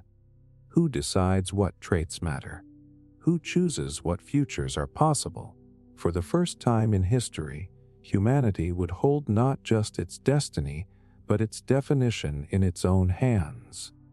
And history shows that when given that kind of power, we are far more likely to misuse it than to wield it wisely. Yet the temptation will persist. The promise of strength, intelligence, and resilience will draw scientists, governments, and corporations deeper into the pursuit of forced evolution. At first, the goals may be noble: ending genetic disease, protecting against pandemics, extending lifespan. But the line between therapy and enhancement is thin, and once crossed, there is no turning back. What begins as healing inevitably becomes engineering, and what begins as choice eventually becomes compulsion. So the tease is this: humanity stands on the brink of its greatest transformation. We can rewire evolution, reshape ourselves, and dictate the course of our future. But the very act of doing so may destroy the diversity, freedom, and unpredictability that make us human. Forced evolution is not just science, it is destiny rewritten. The question is not whether we can do it, but whether humanity will recognize itself once it has been done. Mass-scale human behavior engineering. Every day, you are influenced in ways you barely notice. The ads you scroll past, the news you read, the suggestions on your favorite apps, all carefully designed to nudge your decisions. But what if those nudges went far beyond shopping habits or screen time? What if entire societies could be engineered, their behavior predicted and controlled like a machine? This is not science fiction. It is the path we are already on, and the more advanced the technology becomes, the less freedom remains. The shock comes from the scale of possibility. With enough data, algorithms can model human decision making with astonishing accuracy. Social networks, purchasing patterns, even the way you move your mouse or pause on a video. Every tiny signal reveals something about who you are and what you will do. Now imagine combining all of that into systems that not only predict individual actions, but orchestrate mass behavior. Elections swayed without voters realizing. Protests diffused before they begin. Consumer trends manufactured on demand. Entire populations guided down paths they believe they chose freely, when in reality, those paths were engineered all along. And yet, the temptation is irresistible. Governments dream of stable societies without dissent. Corporations dream of markets where consumer demand is not discovered but designed. Scientists dream of solving chaos by predicting it. If you could steer an entire country away from conflict or economic collapse with a few carefully engineered decisions, would you resist? The promise of control is seductive, especially when it is dressed as progress, stability, or safety. Human behavior validates the danger. We have already seen how data-driven manipulation shapes reality. Targeted political campaigns have altered elections. Social platforms engineer outrage because it keeps people engaged. Entire cultures have been influenced by invisible algorithms, deciding what stories trend and what truths spread. These are only early glimpses. As technology grows more precise, the line between suggestion and control vanishes. People will believe they are free, even as their very thoughts are engineered to fit a desired outcome. The social consequences are staggering. A world built on engineered behavior is one where authenticity dies, culture stops being organic and becomes manufactured. Public opinion no longer reflects people, but the systems that shape them. Free will becomes questionable when every choice is the result of subtle manipulation. And worst of all, accountability disappears. Who is responsible when millions of people are nudged into believing lies, buying products, or supporting wars? The system itself becomes a shadowy architect of reality, too complex to blame and too powerful to resist. There is also a psychological risk. Humans thrive on unpredictability. Spontaneity, creativity, and chaos drive innovation and art. But predictive engineering smooths out those rough edges, leaving people more obedient but less original. Over time, individuals could lose the ability to think outside the engineered script. Entire generations might grow up in societies where rebellion, curiosity, or independent thought feel alien. The cost of control would be the slow death of individuality. And the ethical nightmare is immense. Who decides what behaviors are engineered, and for what purpose? Today, it might be to reduce crime or prevent pandemics. Tomorrow, it might be to enforce loyalty, suppress dissent, or maximize profit. Once the tools exist, the temptation to exploit them is unavoidable. History shows us that power of this scale is rarely used to liberate. It is used to dominate. And unlike overt oppression, engineered behavior is subtle, invisible, and deniable. You cannot fight back against control you cannot see. Yet the temptation will persist. Humans crave order, and leaders crave power. Behavioral engineering promises both. Early adopters will claim it is for the greater good. They will talk about safer streets, healthier populations, and more efficient economies. But once the architecture is built, it will not remain in the hands of benevolent designers. It will become the foundation for manipulation, the quiet machinery of power humming beneath society, shaping the future without ever revealing its hand. So the tease is this: mass-scale behavior engineering is not a distant fantasy. It is unfolding now, hidden in plain sight through algorithms, predictive models, and invisible systems of influence. The more we depend on them, the more control they take. One day soon, humanity may realize that freedom was not taken by force. It was surrendered piece by piece, until the line between free will and engineered choice no longer exists. Forbidden particle physics, deep underground, in sprawling machines that stretch for miles, scientists smash particles together at nearly the speed of light. On the surface, it sounds like progress, recreating the conditions of the early universe, probing the smallest building blocks of reality. But beneath the wonder is a question most people never think about. What if one of these experiments does more than reveal secrets? What if a single collision sets off a chain reaction that unravels space-time itself? The shock comes from how fragile reality might be. When particles collide at extreme energies, the results are unpredictable. Some scientists have theorized that such collisions could create miniature black holes, strangelets, or vacuum bubbles, exotic phenomena that do not just stay contained but spread, consuming everything in their path.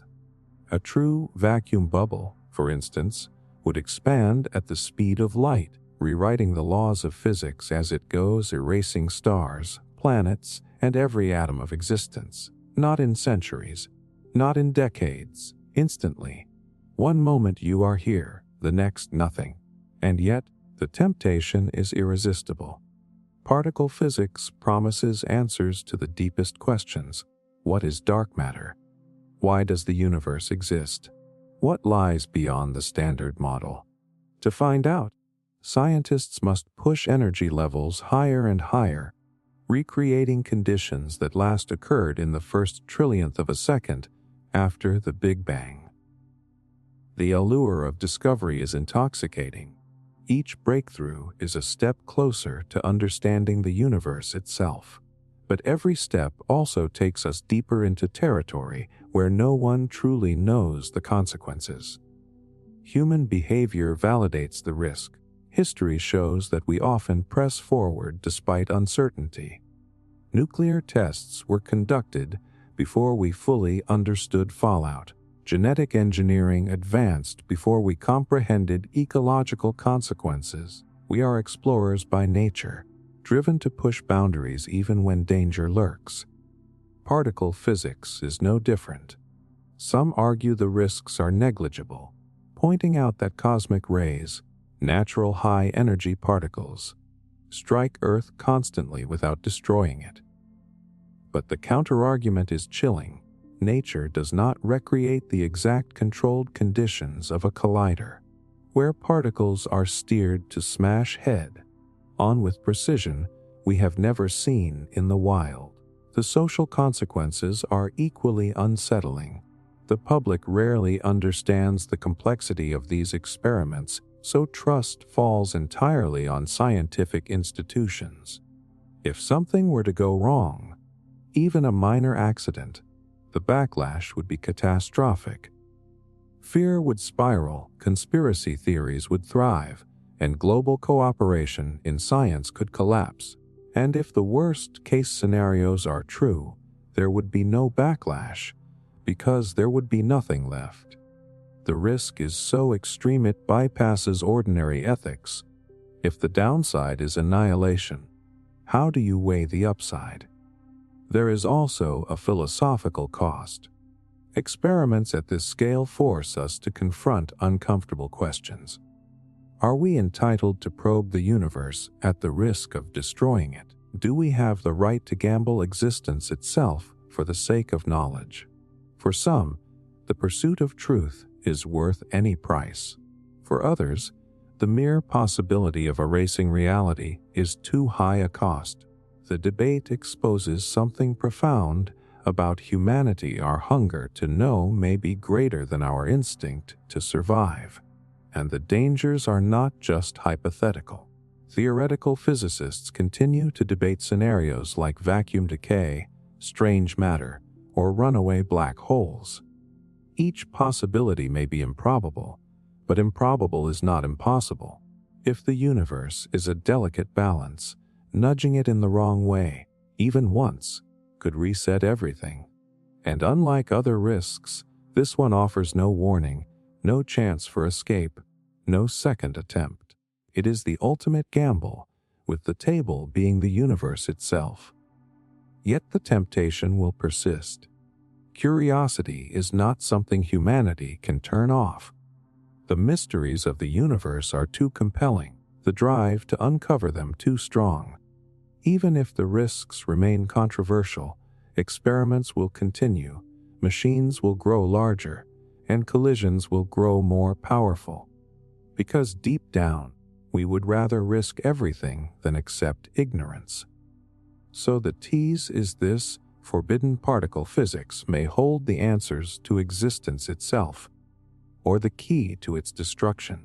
Every new collision could be the most important experiment in history, or the last experiment ever conducted.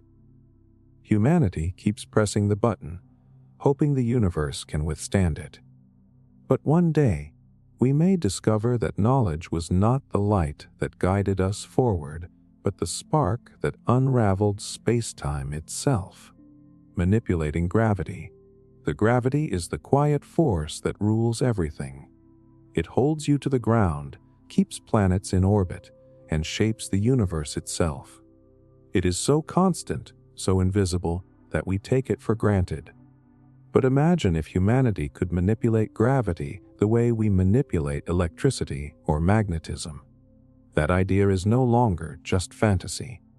Scientists are exploring exotic materials, quantum effects, and theoretical physics that suggest gravity might not be untouchable. And if someone cracks the code, the world will never be the same. The shock comes from the power this would unleash. Anti-gravity technology would revolutionize transportation instantly. Vehicles that hover without fuel, aircraft that maneuver without wings, spacecraft that escape Earth without rockets. But the darker truth is that the first applications would not be peaceful. Militaries would weaponize gravity as quickly as possible. Imagine bombs that increase local gravity, pinning enemies to the ground, or weapons that cancel gravity entirely, hurling objects and people into the sky. A gravity-manipulating force would make every tank, plane, and missile obsolete overnight, turning the balance of global power upside down. And yet, the temptation is irresistible. The nation or corporation that discovers controllable gravity first will dominate the world. Energy costs vanish when you can lift massive payloads effortlessly. War becomes one-sided when your enemies cannot move while your forces float freely. even civilian applications. Hovering trains, zero-gravity medical treatments, orbital construction would bring unimaginable wealth. The stakes are so high that every superpower would race to unlock it, regardless of the risks. Human behavior validates the danger. History proves we weaponize every breakthrough we discover. The atom was split in the pursuit of energy, but within years it became the bomb. Rocket science promised space exploration, but it began with ballistic missiles. If gravity itself becomes controllable, the first test will not be a floating car. It will be a weapon. The cycle is as predictable as it is dangerous. The social consequences would be massive. Control over gravity is control over movement, infrastructure, even survival. The military that masters it could seize territories without firing a shot. Entire economies would collapse as old industries became obsolete. Civilian life would change overnight. Imagine cities built in the sky or ships hovering above oceans. But with that change comes inequality. Whoever controls anti-gravity controls the future, leaving the rest of the world powerless, literally weighed down while others rise above. There is also a scientific risk. Gravity is not just a force, it is the fabric of space-time itself. Tampering with it may have side effects we cannot predict. Local distortions could disrupt ecosystems, alter weather, or destabilize tectonic plates. A poorly designed experiment might not just lift an object, but bend reality around it. The dangers could scale from accidents to catastrophes faster than we can comprehend, and the ethical nightmare is immense. Do we have the right to weaponize a force that governs the universe? Unlike bombs or bullets, gravity is not contained. It affects everything nearby. Using it in war could devastate not just battlefields, but entire regions, indiscriminately harming civilians and environments. Once unleashed, there is no undoing the knowledge. Just as nuclear weapons reshaped the 20th century, anti-gravity weapons could define the 21st, with consequences far beyond our imagination. Yet the temptation will persist. The allure of absolute dominance is too strong. Governments will fund secret labs, corporations will chase patents, and scientists will push boundaries in the name of progress. Even if experiments fail 1,000 times, someone will eventually succeed. And the moment gravity bends to human will, the world order bends with it. So the tease is this: manipulating gravity may sound like fantasy, but the race to control it is already quietly underway. If humanity ever unlocks the secret, it will not begin with peaceful cities in the clouds. It will begin with weapons that make the old world obsolete. Gravity has always kept us grounded, but once it is in our hands, the question is simple: will it lift us to new heights, or drag us all into destruction?